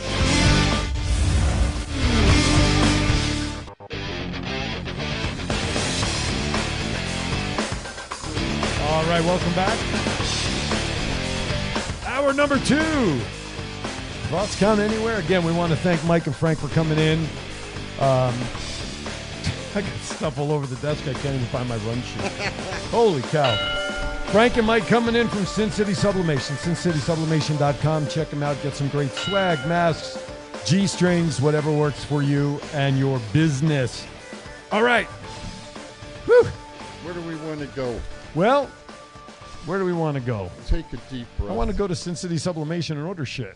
That's where I want to go. Seriously, check them out at Sin City Sublimation. Yeah. All joking aside, because the chief does say so. There you go. All right, let's go into some WWE stuff, shall we, gentlemen? Ding, ding, ding. A lot going on. SmackDown last night. We saw. Thank you. We saw a lot of things happen last night on SmackDown. We saw. Why am I blanking? Shotzi. She had a match last night with Charlotte Flair. Things kind of got a little hinky at the end with Sasha Banks. Gentlemen, your thoughts on that action from last night? I'm glad to see Shotzi's getting the push, and I'm glad her character is turning her into what I really know of her out here in Vegas. So if she's turning heel, so be it. I'm glad to see it. I'm glad to see it too. I wanted to see her get a push. She finally deserves finally get new people up on the show, and anybody besides the 4 horsewomen. It's good. About time. Now, will they get rid of the tank now? There was talk this morning on Busted Open that the idea of getting rid of the tank to give her a new presentation as a heel they should would be have done. to. That's like a total babyface thing to do, so you can't really come out with like a really cool entrance. Even though she used it as a weapon against Sasha. Go ahead. I hope not. I hope not. I hope that thing, the fire stuff. Yeah. I hope they design that so it just Fits with automatically her? reloads. Okay. And she can keep firing shit at her opponent. Okay. Hell yeah. Why not? Keep firing insults. What the hell? We'll find Hey, something to keep firing at. I want to throw one out there. I Yes. read in the dirt sheets this week that WWE was upset with Charlotte, and they were going to take her off TV and everything. Well, isn't it funny that you can't always believe the dirt sheets because she showed up on SmackDown They took last her off. night and They took her off wrestled. media appearances during the week, not the show. She took her off from media, from going around doing different media things this week, not the show. What the hell's the difference? Difference is doing interviews on shows like ours during the week, or doing blogs or whatever. That's what they took her off from doing. That's bullshit. Okay, it doesn't change your point. I'm just you're going to see her on SmackDown where there's more people there, and she's talking. So what's the difference? Taking her off a media appearance. I mean, But if somebody's got her one-on-one and being like, "Hey, what's your deal with WWE?" Well, here's or asking her those questions, she has no filters, so Well, she's gonna bury herself right then and there. Here's my real question: did Bex get her butt hurt, and that's why they took her off? Did she go running to Vinnie Mac and say, They had an altercation, the two of them, in Gorilla, in front of everybody. But again, reading the dirt sheets, Chief, there have been other incidences like the one with Nia Jax when they had their issue in the ring. They went in the back. And again, according to the dirt sheets, the gals in the back are not happy with what they're perceiving as a Charlotte that's not well liked right now. Let's put it that way. Again, that's reading the dirt sheets. We're not in the locker room. But you're right. I agree with your point wholeheartedly. I totally agree with what you're suggesting. you read the dirt. It's like Mike said in the first hour. Mm-hmm. You take a punch. Mm-hmm. You know it's either a real punch or it's not a real punch. Right. That's the point that I'm trying to make. Speaking of SmackDown, announcer Greg Hamilton was released from WWE this week after 6 years, claiming it was mutual. I'm sorry, I'm sorry to see him go. I liked him as a ring announcer, but I did read that I guess he has some family health issues that he's going to go. He wants to focus He's going on, to yeah. focus on, and hey, I applaud him for that. Yeah, it's not him. Was it his grandmother who was ill? I think it was his grandmother and his sister. And his sister. Okay, yeah. So kudos to him for putting family first. Yep. And while we're talking about kudos, I'm glad to see Hacksaw Jim Duggan's out of the hospital, or not out of the hospital, but had successful surgery and is on the road to recovery. Did you hear his announcement, though, after that surgery? I did not. He has prostate cancer. I did hear that, and he had the surgery yesterday. Oh, he did have it for the I didn't realize it was that fast. I apologize. In Charleston. Oh, okay. Yesterday. Okay, I did not read that part. Okay, cool. Yes, well, good. yes, Yeah, sir. well wishes to Jim. We had an opportunity to meet him. He did a signing with Ted DiBiase at Power Play Sports. Where? At the Boulevard Mall. Not too long ago, I had an opportunity to meet both of them, and you guys did the signings with him. Great guy, and his wife was there, as you saw in the videos too. So please get well soon, Hacksaw. The wrestling world wants to see you around for a lot longer. WWE SmackDown attendance was the lowest since return to touring. 4,180 tickets were sold for the show with an estimated capacity of 4,682. There you go. Crack research. So was the capacity available at 4,700 and they sold 4,200 tickets? I'm not sure. Because if that's the case, that doesn't sound that bad. I was going to say, if that's the case, No. that's not a bad percentage of available seats. I'm trying to think where they were last night, or where. Because it was 4,000 tickets were comped. That's what it says. Oh, all right. That's Wow. interesting. Okay, a couple other news and notes. How about this one? Reports are that Vince McMahon wants to hire shorter referees in order to make the wrestlers look taller and meaner. Bring Hornswoggle back. Matt, your thoughts on shorter referees? I like that. I get it to like make the superstars look bigger, and if they're hiring smaller wrestlers than they have in years past, it makes sense to have like smaller referees just to make the smaller guys look big in Vince's eyes, because that's the only one that matters. Here's the most common thing. If that's what Vince wants to do, okay, why don't you go and why don't you hire the little people who are in the wrestling business and hire them as the referees? Like Hornswoggle. Like Hornswoggle. Be interesting to see. Did you see where, what was the one I was going to say? We did a signing with him over at Power Play. He's gone to, manager just got hired by Ricardo Rodriguez. Just got hired by AEW As an announcer, right? Yes, sir. Yeah. But is it more for the Spanish? He's a Spanish commentator. Right, is it right? So yes, but that's great. I'm happy for him. I am very happy. SmackDown, my resume will be coming for a new ring announcer. Anyway, okay, a couple of marketing news and notes which I find interesting. WWE signs a deal with Panini for trading cards. The deal will start in early 2022. That's a year and a half or a year plus away. Yeah, Panini's been doing sports cards for probably the last 20 years. Right. Or so, big market that they I did. thought it was the restaurant. I thought if you buy a Panini sandwich, you big, get a big card. market that they did were hockey sports cards. So, right. Right. Just crazy. Topps is losing the license to like everything, and that company's been around for like 80 plus years. Yeah. Okay. Next, the other piece now is WWE also signed an extension with Mattel, keeping them the makers of their action figures.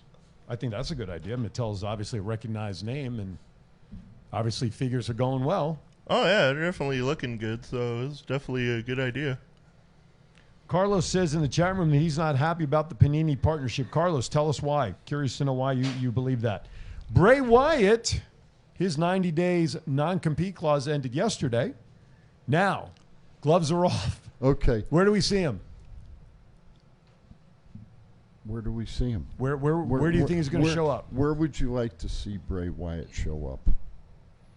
Most likely AEW, but since Turning Point is in Vegas November 20th. Right, 2021, 22. I would love to see him show him an Impact selfishly, but most likely it's going to be AEW. I'd like to see him in Impact. I would too. It's a biased opinion for the reasons that you were talking about. No, I would too, but I agree with Matt. I think he's going to. Although he could re-sign with WWE. You never. He could. He you could. never know. I think of all the options, though, I think that's the least. Or least one happening, in my opinion. Part of the thing, Ring of Honor said that they were going to. I don't want to use the word restructure, but I can't think of what they're going rebrand. They're going to rebrand, remarket their program.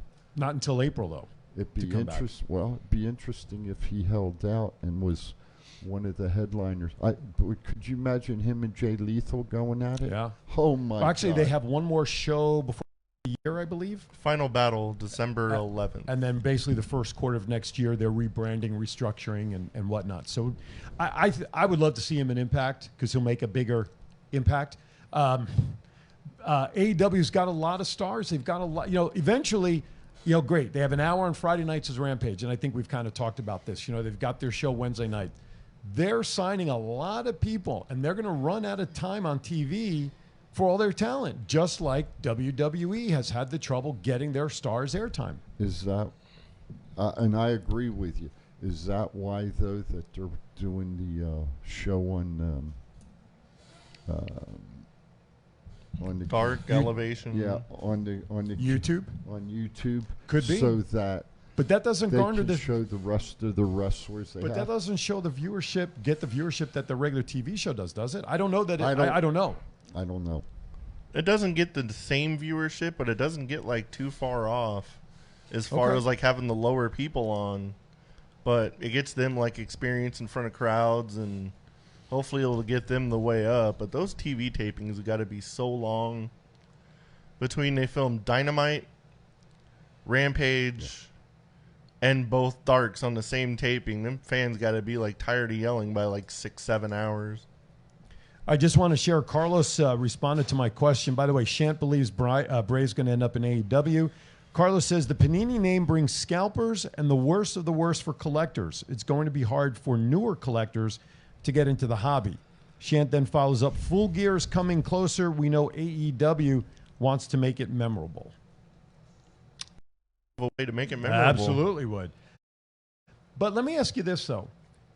CM Punk debuted, right? That was a great return. Bryan Danielson debuted.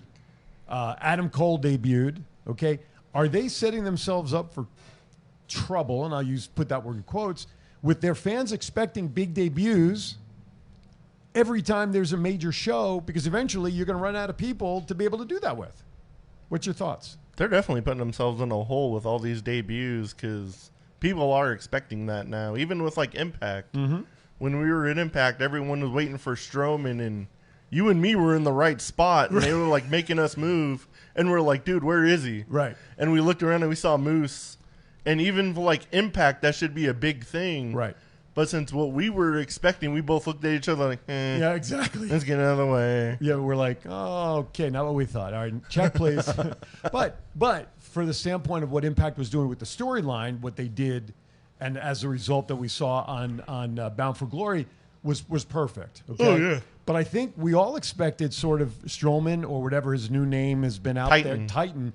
We kind of thought he might fall into the gauntlet match a little bit, right? I mean, that's kind of another area we talked about. We might have seen him as a demon, really? Okay, why not Strowman in that spot? Because rumors, obviously, he didn't sign. They didn't get a deal done. But is anybody excited about the demon coming back from WCW? Online, a lot of people were, apparently. Did they really? I got a picture with him. I saw him walking around the casino in like full gear. Full gear, yeah. Wow. How many people walked up to him thinking he was really Gene Simmons? Given the fact that Simmons was living here until a week or so ago. And the Demon's 51 years old and can still go. You know. Yeah, but he didn't do a whole lot. He did some in the ring, and he got credit for getting rid of one or two people. But yeah, I mean, listen, if you're the old classic WCW folks and you like to see those kind of returns, it was perfect. Yep. But you know he was a coach for the White Sox? I did not know that. Dale Torber. Yeah. Oh, okay. I'll have to look it back up again. He's like the strength and conditioning coach. Well, I could see why that would work, right? All right, you know what we're going to do? We're going to step aside for our first break of the second hour. How's that? Make sure that all of our sponsors are well represented, right? Sounds good to me. Sounds good? All right. You are watching Thoughts Count Anywhere, the official, with Sin City Sublimation, the official apparel company of TCA and Go Live Vegas and everybody else. Thank you for watching. We'll be back in 60.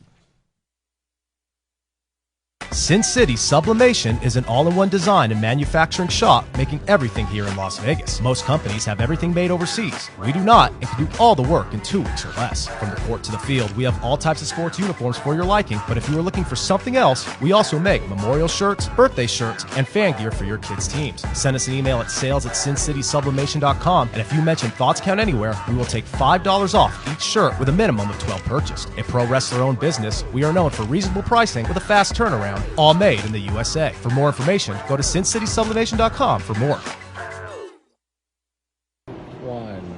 It's not the worst podcast ever, is it? It's the best podcast. Thoughts Count Anywhere. All your wrestling news, all your hobbit-cha-hey, all your gimmickry. Go on over, listen wherever your podcasts are downloaded.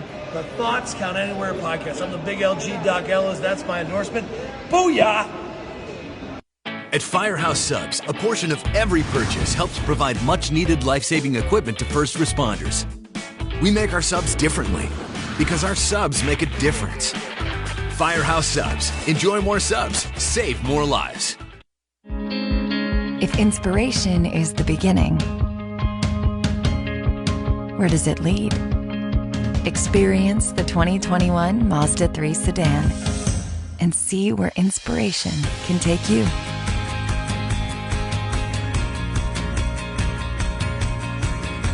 Grab the brass ring in a 2021 Mazda 3 with exclusive FSW discounts at Findlay Mazda. Get girth today at the Valley Auto Mall. All right, welcome back to Thoughts Count Anywhere. Let's see. Shant responded to one of my questions. The answer to my question, which I don't remember, but we are wrestling fans. Wrestling fans aren't stupid. We know Bray and others from ROH, like Danhausen, Jay Lethal, etc. The rumor mill keeps getting bigger and bigger. We just have to wait and see what's true. We know that Bray and the others are on the free agency market, free to sign anywhere. We just don't know where they're going to sign until we see them. Well, obviously, I mean, that's 2020 vision. You know, where we don't know where they're going to sign, but when they sign, that's where they are. It's like, where are you? Wherever I am right now. You know? I wonder who Ring of Honor is going to have left in April, because they got some big names they could. When their contracts are up January 1st, I can see contracts being signed January 2nd. Who's that? Sean. He's at work. Oh, so our buddy Sean. Okay, I didn't. He's got to update his wardrobe though. That's the old logo. It's okay. That's okay. He's Sean still Hyde, representing. but he's working out before going to work, and he's got our classic Thoughts Count Anywhere T-shirt on. He's representing. He is repping. All right, let's. Do we have anything else under? Oh, WrestleMania tickets go on sale November 12th. Let's talk. If you have plans, it's good. Looks like they're going to stick to 2-day format moving forward, which is a great idea. I loved it much better. Where's it going to be? Dallas, Texas. Thank you. And then after that, they're coming out to LA, I believe. Next November, I'm going to be really hyped when they go on sale because I'm buying them. For what? WrestleMania in LA, SoFi Stadium. Are we going? It's a hop and a skip, a jump away. We're going? There you go. Hell yeah. Okay. All right, let's move on to AEW Impact and whatever Ring of Honor news we have left. Although I will say during the commercial, Aaron put up on the teleprompter for us that Ring of Honor may be bringing in a lot of GCW wrestlers. Game-changing wrestling? For their final show. We'll see what happens with that. Okay. Nick Gage is going to start bashing people with light bulbs. tubes. That's right. Yeah. BYOB. Bring your... Aaron, please, when you do that, let me know ahead of time, please. No, yeah, well, we got to fix our hearing. BYOB, bring your own bulbs. That's the kind of match that. Okay, let's move on. Let's see. But here's another thing. Ring of Honor. The Ring of Honor video library is up for sale. Now, is that possibly a signal? Because many of the other question is, will we really ever see ROH come back? If they're willing to sell their library. Apparently the Sinclair part of it, since like the 2012 to now, has been on sale for like a year apparently. Okay. But that's crazy because there's so many talents between AEW and WWE. Mm-hmm. That could be a real bidding war between Vince and Tony Khan. Which is a good thing for ROH if they obviously need the cash influx. Oh, yeah. But if they come back, they have no history left, per se. Right? Because all those, I mean, yeah, you can find it on those other sources. But if you're willing to sell your library now, and if you're going to come back in business, are they really cleaning the slate then to create new history? Yeah, do you follow what I'm saying? I mean, they're moving their lineage away from their home if they come back. I don't disagree with you. Here's my thought as I was sitting here. I wonder if ROH and the NWA, okay, Billy Corrigan, and one of the Japanese organizations are all going to collaborate together and bring a new ROH product back back in the second or third quarter of 2022. I wonder if that's the way it may go. I saw somebody post in the Thoughts Count Anywhere group yesterday that what if Tony Khan buys Ring of Honor and kind of uses it as developmental for AEW? So would ROH then go up against NXT probably? Kind of, yeah. That makes sense. That makes sense. Of all the wrestling companies that are out there today, including ROH, and I agree with Shan's comment in there, ROH got hurt the worst during the shutdown because they really didn't do anything. No. Nothing. No. Right? WWE, we know they did the Thunderdome thing, right? AEW, they were at Daly's place. You know, NWA still had everybody still had stuff going on. Yeah, Impact was in Nashville. Right, and everybody had something going on to stay relevant. Yes. Okay? ROH did not. They really didn't. No. They don't have a TV contract per se. I mean, I catch them when there's like late at night on my DirecTV satellite dish on the 300 level number. Well, that's the Sinclair station. Right. Yeah. But they're even Access that Impact is on is people know the name of Access, but it's not TNT, it's not USA, it's not Fox, it's not Peacock, it's not any of that. So ROH, when they come back, they have to be strong to come back with some sort of TV contract, don't you? I mean, a stronger TV home than what they're doing now. You know, what they were doing. Everybody, I'm going to throw this one out there. Everybody keeps saying that the Young Bucks are the best wrestling tag team we have today. No. Well, I'm going to tell you something. I think ROH has got a pretty good damn tag team themselves called the Briscoes. If their contracts are up January 1st, the Briscoes will be signed somewhere January 2nd. That's a great point. And I would love to see that match happen. I could be wrong, but I think they may have wrestled each other before. Who? The Young Bucks and the Briscoes. Oh, yeah. They've wrestled each other a ton of times in Ring of Honor. And that's just my opinion. It's interesting you mentioned the Briscoes because I saw an article this morning that came up on my news feed. Top 10 talents that are in Ring of Honor that AEW should sign. Okay? And the Briscoes, with number one being the number one, 10 was number 2 on the list. Yeah. So it's right thinking. Number 1, Bully Ray. He shouldn't even have a wrestling contract. Right. He should be the head of creative for AEW beginning of the year. Yeah. Yep. Totally agree. And it's interesting you say that because one thing I love about Busted Open is you have Bully Ray who gives you that opinion as a booker, more or less, when he's on the show. Mark Henry, love him. He brings forward like the fan perspective when we listen to him because you and I listen on the way in on Saturday. Yes. Okay. So he's talking about the fan. He does some creative thinking, but he's talking like a fan. And Tommy Dreamer, who by the way came back to Busted Open this week. Yes, he did. He's kind of in between because he's got his own House of Hardcore, House of right? Hardcore. I don't know if that is still doing anything or not, but he can kind of do both.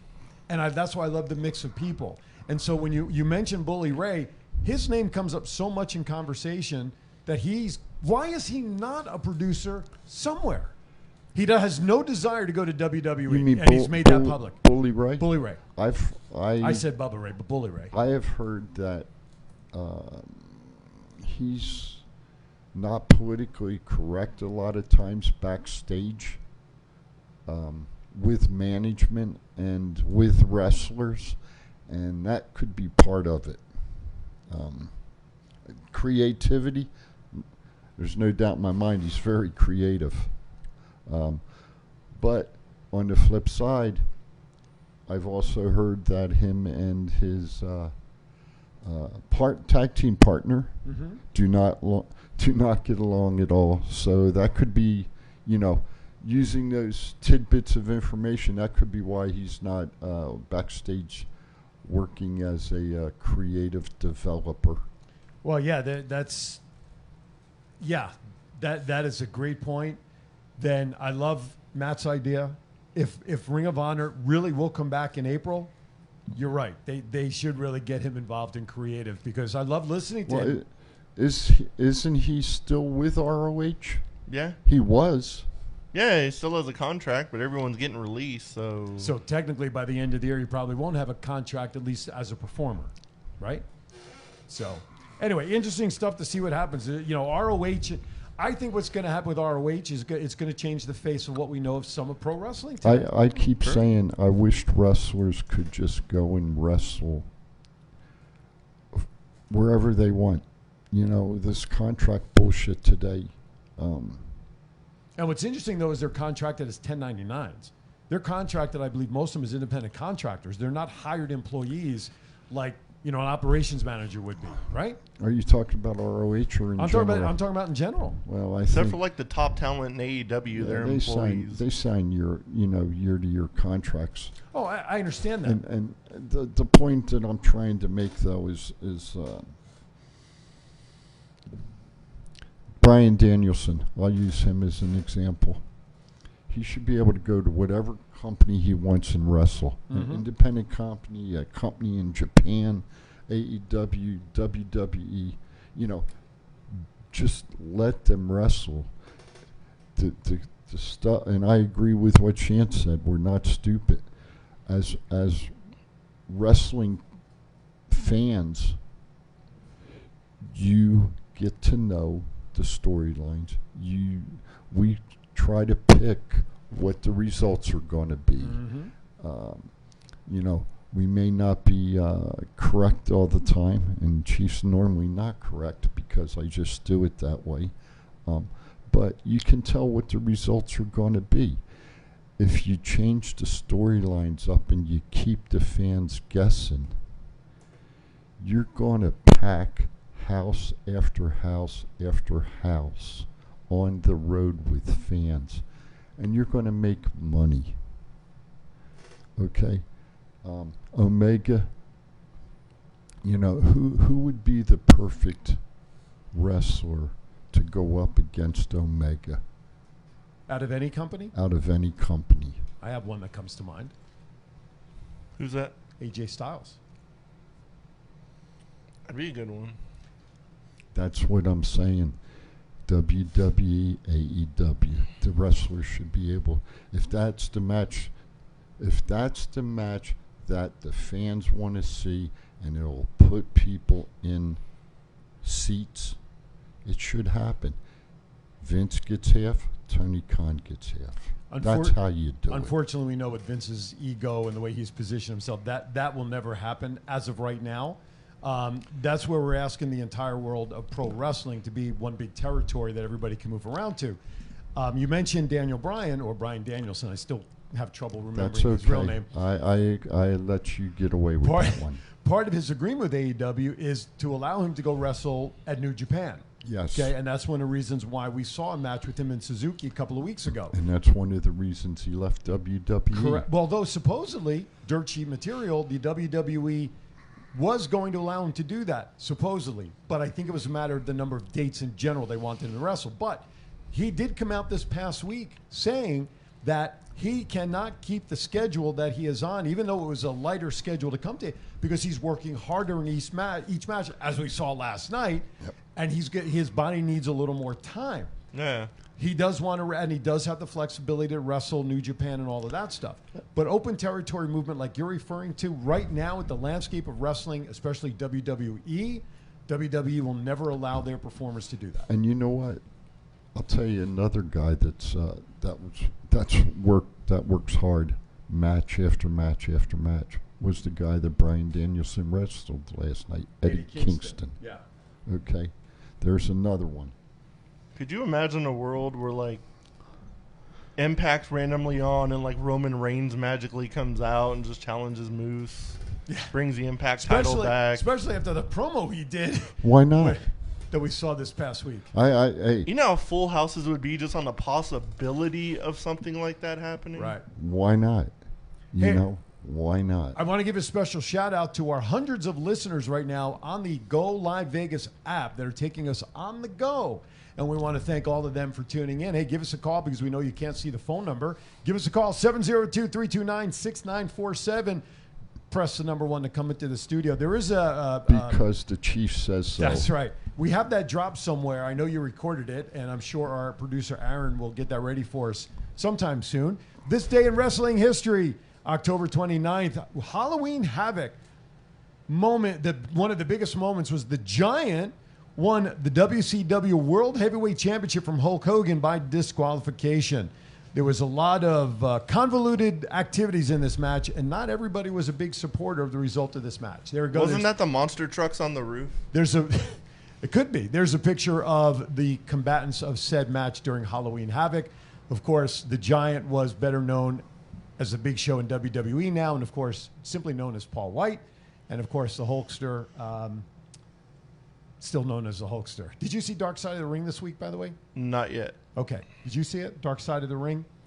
They covered the steroid trial. era. The steroid Yes, I did. You did watch it? Yes, I did. I thought it was rather intriguing, and I still find it interesting that there's still conflicting stories between all the parties involved. Everybody from the attorneys to the participants who were involved in the suit, and I just thought it was one of the better episodes in terms of bringing forward something that at the time was literally bringing gasoline to a bonfire in terms of steroid use and around wrestling for that matter. So I'm not going to go too deep into it, Matt, since you haven't seen it, but I think obviously you'll enjoy it because it was a very important era within wrestling. Yeah, the 1995 Halloween Havoc was when they were battling the monster trucks on the roof, and the Giant fell off the roof. Shant, by the way, shares with us, it's not that Bully Ray and Devon aren't friends anymore. Bully didn't want to do any business with WWE while Devon and his wrestling school have connections with the WWE. It was just a mutual disagreement between both parties. That's from the dirt sheets, so take it for what it's worth. Well, Bully actually addressed it on Busted Open when the story came out. Yes, he did. He actually did. So go ahead, Matt. It was kind of funny when we were at Impact. I saw Devon, and I had like a picture signed by Bully Ray already, and I was like, "Hey, Devon, would you mind signing this?" And I gave him the pen, and he was like, "Hold on, did frickin' Bubba touch this pen?" And I was like, "Yeah." Didn't think it was a thing, and he chucked it across the hallway. Oh my! And he was like, "I don't know where his frickin' hands have been. Give me a new one." Wow. I was like, "That's kind of random, but all right." Thank you for coming. Wow, I gave him a new pen. Interesting. Listen, you know what? It happens. You have disagreements. You have partnerships that end. People go their separate ways. Certainly, it happens. Yeah. So, all right. Let's save a couple of these other items for after break because we still got one more break, and then we'll take it right to the top of the hour, which will also include our birthday announcements when we come back on the other side. You are watching Thoughts Count Anywhere. The Chief, Matt, Aaron Phillips here. Tell you what, we want to thank everybody for watching or taking us on the go if you're listening on the app. We'll be back right after this. This is John Cena. I just wanted to send you a congratulations on your podcast. Thoughts count anywhere. Because indeed they do. Thoughts are important. I mean, what would we do without them? And how can they not count anywhere? I just wonder, is there a place that thoughts don't count? I can't think of one. Well, I just wanted to say thank you very much, congratulations, and good luck on the podcast. Thoughts count anywhere, because they do.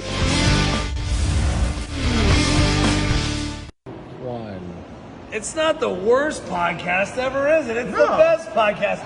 Thoughts count anywhere. All your wrestling news, all your hobbit-cha-hey, all your gimmickry. Go on over, listen wherever your podcasts are downloaded. The Thoughts Count Anywhere podcast. I'm the big LG Doc Ellis. That's my endorsement. Booyah! If you order Firehouse subs online or with our app, we'll have those delicious, melty subs, boxed, bagged, and ready to pick up with rapid rescue to go. Firehouse subs. Enjoy more subs. Save more lives. Sin City Sublimation is an all-in-one design and manufacturing shop making everything here in Las Vegas. Most companies have everything made overseas. We do not and can do all the work in 2 weeks or less. From the court to the field, we have all types of sports uniforms for your liking, but if you are looking for something else, we also make memorial shirts, birthday shirts, and fan gear for your kids' teams. Send us an email at sales@sincitysublimation.com, and if you mention Thoughts Count Anywhere, we will take $5 off each shirt with a minimum of 12 purchased. A pro wrestler-owned business, we are known for reasonable pricing with a fast turnaround, all made in the USA. For more information, go to sincitysublimation.com for more.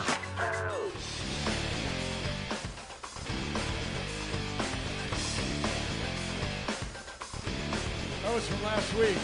A blast from the past. As we talked about toys last week, we found Chief's favorite toy back in 1910 that he played with. I think you brought it up, was just a stick that it was his favorite toy. Put a damn radio up there, will you? That's right. Instead of the stick. He watched wrestling on the radio. That was very important. All right, before we get started, you have an announcement regarding our bracketology, which is going to get some light here. Yeah, if you go to thoughtscountanywhere.com, you can vote on our semifinals of the best finishing move of all time. Who's in the semis? The semifinals is the Stone Cold Stunner versus the Canadian Destroyer, and the Styles Clash versus Undertaker's Tombstone. Wow, some classic finishers there. The RKO actually got eliminated. I thought that thing was going to win. Really? Well, be careful. RKO can come out of nowhere. My God, that's an interesting semis there. Yeah. Who would you right now? Who do you think will win out of those four? I would guess the Undertaker's Tombstone. Okay, Chief. Canadian Destroyer. Give me the four again. The Stone Cold Stunner, the Canadian Destroyer, the Styles Clash, and the Tombstone. I like the Canadian Destroyer. Okay. I did before it was used in like every match. Well, that's. You know, it's funny you say that because on our show this morning we were listening coming in. Somebody was talking about the super kick, or whatever the hell they call it. The click kick or super kick. Well, they called it the super. They called it the super kick during their conversation. And everybody does it. Sweet chin music, you know. It's like there was a time when finishers were specific to an individual. Yes. Now everybody's doing it. So, Matt, like you said, the Canadian Destroyer, it was cool when it was less used. But now everybody's doing it. Yep. It's a hell of a move. When Petey Williams made it and first started doing it, everyone was like, "What the hell?" Exactly. My goodness. So, speaking of old finishing moves, when we were at Impact for the TV tapings on Monday, we were sitting next to this guy. Look at the Chief. Look at the monitors. You see it come up. Nice. There it is right there. Hey, and that's the man that perfected it. That's right. And every move somebody would do, he'd be like, "That was a finisher 20 years ago. Oh, that was that's a finisher 10 years ago." I'm like, dude, shut the fuck up. That's right. Well, you know what? There's only so much you can do, and probably only so much that they're willing to put their lives on the line to create new moves, right? Can we go a different route for a minute? Sure. If you had a chance to see one wrestler wrestle in a match, who would you want to see? From any time era? Anybody. I don't care. Okay. Matt, I'll let you go first. I've pretty much seen everybody now wrestle. So I'd probably have to go old school for sure. So probably Bruno Sammartino. I'm glad I let you go first because that's exactly what I was going to say. I had Bruno, yes. So I'm with you. Bruno is a name that popped into my head. How about you? Because you've seen, to us and to me, Bruno was, I don't want to say the golden era, but he was part of that wrestling industry that's different from. It would either be the 80s. It would either, and I'm going to throw two. Okay. It would either be Gotch or Thez. The names that Mike mentioned earlier. Yep. They would be the two that I'd want to see. Okay. Yeah, see, to me, Bruno Sammartino was kind of like the last piece of lineage from the golden era of wrestling that carried through the 70s, right? But that's not true. What, in what way? Because but I said to me, from when I started following wrestling. Because I was going to say, if we talk about the golden age, the last two that come up is Moolah and Mae Young. Yeah, true. But at the time when I got into wrestling in the mid 70s, remember my first live event was at the Garden in February of 76 when Bob Backlund beat Superstar. Yep. Okay. There's the great Bruno Sammartino right there, originally from Pittsburgh. Abruzzi, Italy. That's right.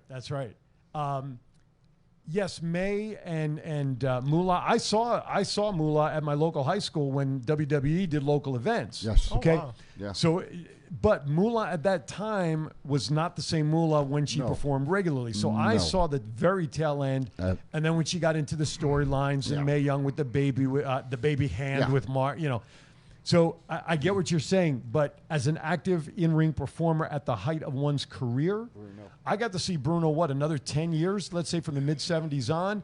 Then, of course, the huge storyline with Larry Zbyszko.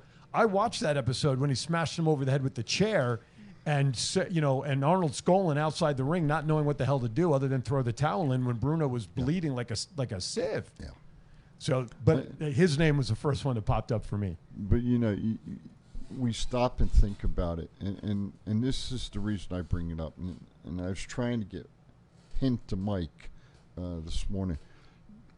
We see good quality wrestlers today, and I mean quality wrestlers in all organizations. But are they really being utilized to their fullest extent that they can wrestle? No. And that's the you're absolutely right, and that's the point I'm making. When Bruno wrestled, you knew what you were going to get with Bruno. Right. Okay. When Thez wrestled, you knew you were going to get with Thez. You knew what you were going to get with Flair, with Dusty, with those type of people. Mm-hmm. Wendy Richter, okay, Leilani Kai. You knew what you were going to get with them. Today, it's a 5 or 7 minute match.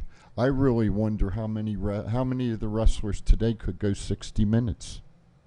I'm sure a lot of them could go. They just don't get the chance. That's the point. And that goes back to what I mentioned earlier. AEW signing all these free agents, we'll just call them that. They only have 3 hours of television time. I'm not counting the YouTube stuff. So Dynamite and Friday night, there's not enough airtime. Here you've got WWE with 5 hours, and you can't get a guy like Ricochet on a show to do his thing. So can they do more? They should be doing more, but they just don't have the ability to do it because of constraints of show. Totally agree.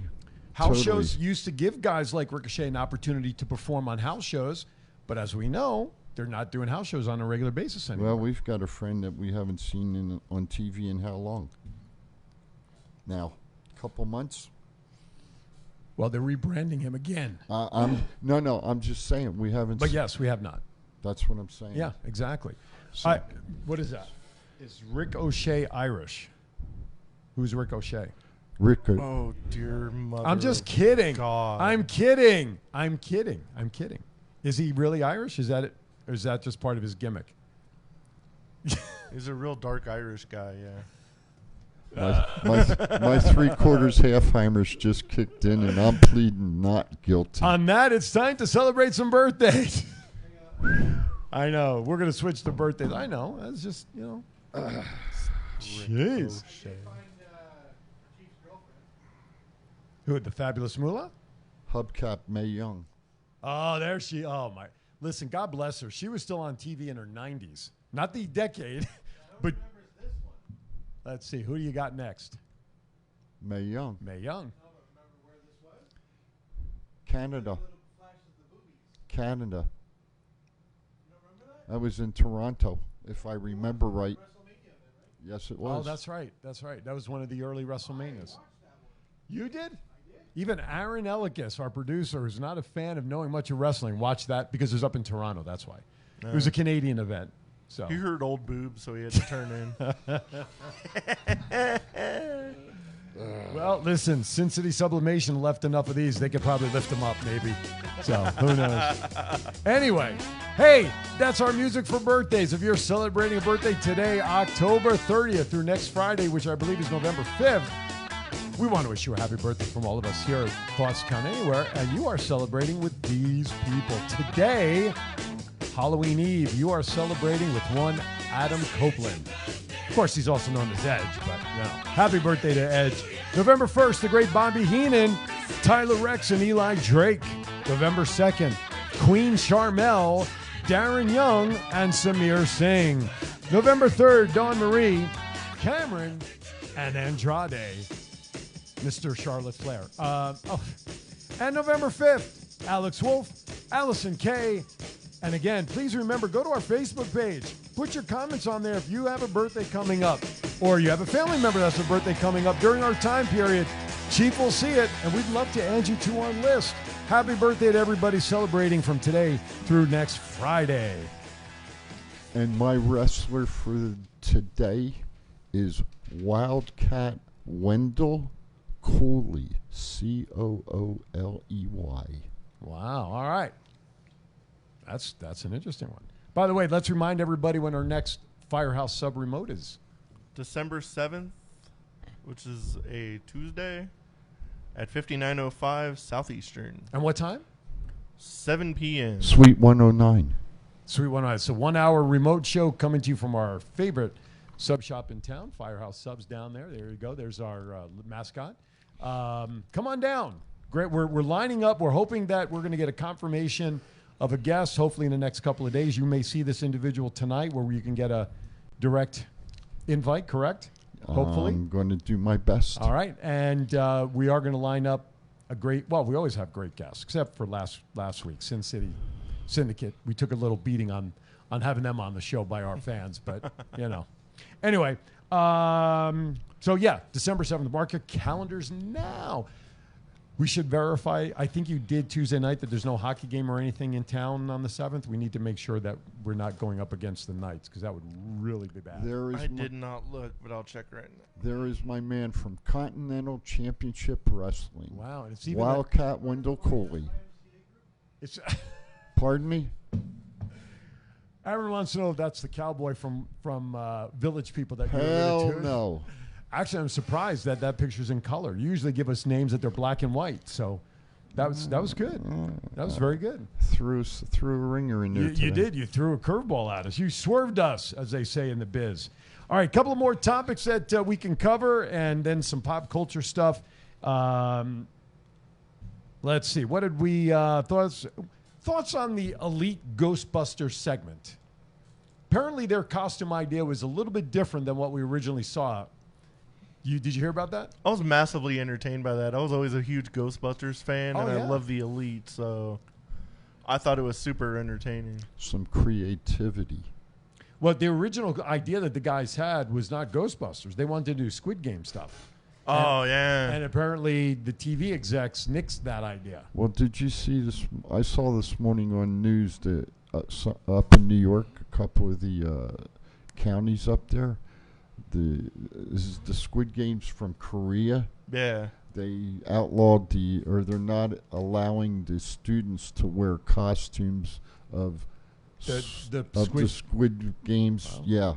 I know nothing about it. I mean, I other see it than on my that, newsfeed. I don't either. Yeah, that I see pop when Adam Page took off the Stay Puft Marshmallow Man suit. That was and loud. then there were ghouls. The ghouls got unmasked. Who were the ghouls again? That was the ghouls in that set. Weren't there ghouls? Well, there were ghouls obviously in the movie, but I thought I read that there were ghouls in the segment that they unmasked as, and I don't remember the names, but I'm sure somebody will let me know. That was on WWE last night, on SmackDown. That was the ghouls were on WWE on SmackDown last night. Yeah, that was which. I thought it was part of AEW stuff. I was at work, so I don't know. The only one I could think is Alberto Del Rio, and it wasn't. Oh no, him. Carrillo and Humberto. Yeah, right. Okay, that was on WWE. But I mix them do up. you think the Cowboys going to beat Kenny Omega? No, I think Bryan Danielson is going to be the next AEW champion. You think Danielson, huh? Yeah. I think. So you think Omega and Danielson will be in the finals? Is that what you're suggesting? I think Omega and Danielson will be at the whatever pay-per-views after Full Gear. That'll be a good match. I hope the Cowboy wins though. It would be cool. It's his time. True. It is his time. So that I just wanted to throw that one in. I'd like to see if Page wins. I want to see MJF take it off of him. That would be okay, and then MJF and Danielson. Yeah, that'd be a good match. Well, I'm glad you're talking about it that way because there was a lot of speculation after Bound for Glory that the working relationship between AEW and Impact was sort of done. Well, it may not be done because there's a lot of internet social media heat between Deonna Purrazzo and Britt Baker. They've been feuding with each other, but yet they've also pitched an idea of tag teaming to go after the ladies' tag team belts. So there may be nothing in the works between the two companies now, why maybe everybody thinks that the arrangement has stopped, but yet they're teasing something like this online. So if it's a tease, sign me up. Okay. And they go after the tag team championship, would that mean that Britt's got to lose her championship and then they go after the tag team championship? Why not be a dual champion? Baker 2 belts. I'd like to see that. I'd like to actually see them feud just because they're both such good wrestlers. I'd like to and to have them on both shows would be a cool thing to see. I'd like to see Becky and Britt go at it myself. True. That'd be a hell of a match. I want to see Britt Baker against almost anybody. Book After that it. match she had last night, Jesus. It's they're- almost hard to say she's not like the best women wrestler on this planet. And she's a dentist. Yeah? She can beat the shit out of all these girls and be like, hey, come to my office Monday and I'll fix your teeth. That's a great point. I wonder if she could fix my false teeth for me. She might. I saw an interview with her and they were like, out of all the wrestlers you have in your dentist chair, who's the worst? What are you inspired about there, sir? I have a message coming in that I need to reply to. Inspiration. Remember Oh. Jennifer Thomas? Miss Jennifer Thomas. Yes, I do. She and her crew will be in town on Saturday night, November 13th, with an event. Yours truly, after the golf event that I am hosting that day, I'll be running to go see Miss Jennifer Thomas and her ladies, as I will be the ring announcer that night. Are we able to get in? I'm waiting to hear word on that. Very well. Is that going to be at the Nerd? It's not at the Nerd. It's actually, as of right now, from what I understand, is at a private mansion residence east of the Strip somewhere. I don't have the exact address, but Nice. it's like, in a way, it's like a private show, unlike the Nerd the last time where it was open. So, Gotcha. but I will find out, of okay. course. I'm waiting. I have already asked, and I'm waiting for a response. She's a nice lady. Oh, she wrestled at Versus a couple of months ago, and Yes, she's got yes, she WWE did. background. Yeah. Nice. So, Yeah. but so I'm messaging with her to get some details, but when I have them public, I can certainly share. So you're not going to give me no shit about Hubcap today, huh? I'm disappointed in you, son. I had something for you that was really going to get you going, and I totally forgot it. Hey, what do you think? I think Inspiration did pretty good at Impact. They got a hell of a pop. They certainly did. You know what, though? So did Decay. They did. Decay got a pop. Come on, you got to admit that, man. They got a pop. That was a good match, too. And there was talk that one of the things that the Demon's going to do now is possibly work with Decay, with the demonic stuff, and be part of like a little faction. Garth answered the question about who he'd like to see Sure. again. Yes, he sir. says he would love to see Macho and Andre the Giant now instead of when he was a kid, because he thinks as a kid he didn't appreciate it then as much as he would now. Makes sense. I kind of agree with that idea. Chief is stunned by. No, I'm not stunned. Oh, okay. I'd love to see Dusty Rhodes and Ricky Steamboat go at it. Okay. Yeah, that would be a great match. Or Dusty Rhodes versus Eddie Graham. Or Bruno versus Superstar again. I think I'm feeling another bracket coming up down the line, like a dream match bracket. You know, if you really want to talk about it, I'd love to see Andre the Giant and Hulk Hogan When they were both healthy. when they were both healthy. Right. And, you know, and I was fortunate. I wasn't there live, but I was fortunate to see the WrestleMania that Hulk Hogan actually slammed Andre. Yeah, that was one of the truest passing of the torches, so to speak, because everybody has those moments when the changing of the guard happens, and Andre doing that and getting body slammed was truly the passing of the torch. Well, gentlemen, do you remember the night that Bruno got beat by the Iron Sheik? In the Garden, wasn't Yes. it? Yeah. Okay. Absolutely. And I didn't mean to cut you No, off. no. You're fine. No. You're good. You're good. I just was getting into wrap up mode. Go. But I do remember that's listen. There's so much. We could just sit here and talk about matches for 2 hours. Dream matches. We should maybe do that one show. Just talk about dream matches from any era and talk about that. So maybe we'll do that. Somewhere down the line. And we can have the fans call in or give us some input. So. Absolutely. All right. And Garth, thanks for the input. And Absolutely. I agree with you. It's a good match. We want to thank everybody who's participated in the chat room throughout our show today. And also we want to once again thank Mike Halverson and Frank from Sin City Sublimation for stopping in, providing us some great swag. Make sure you check them out at sincitysublimation.com. Great stuff. We'll have them come back because Mike being a former wrestler, we barely scratched the surface on conversation with him. So we'll do that again. Anything else, gentlemen? Final thoughts? Braves up 2-1. Yes. Down with the Astros. Mets owner Steve Cohen wants to open up a casino now next to Citi Field in New York. He's been reaching out to some of Caesar's Palace folks. Everybody, please keep the children safe tomorrow night. Yes. Please. Chief loves you all. Tag me in is our hashtag from all of us here at Thoughts Count Anywhere. If you need somebody to chat to, hashtag tag me in and Thoughts Count Anywhere will be there. I'm Aaron Phillips, and I'm going to say something now for the final time. Join me in 1 hour. Twin Brothers from Different Mothers with Neil Portnoy. It is our final episode of a 3-year run of Twin Brothers. It is an episode that we're just going to look back at 3 years of fun on the air. Thank you for watching. Be kind to everybody. Why is that? Well, all we have. We'll see you next week on Thoughts Count Anywhere.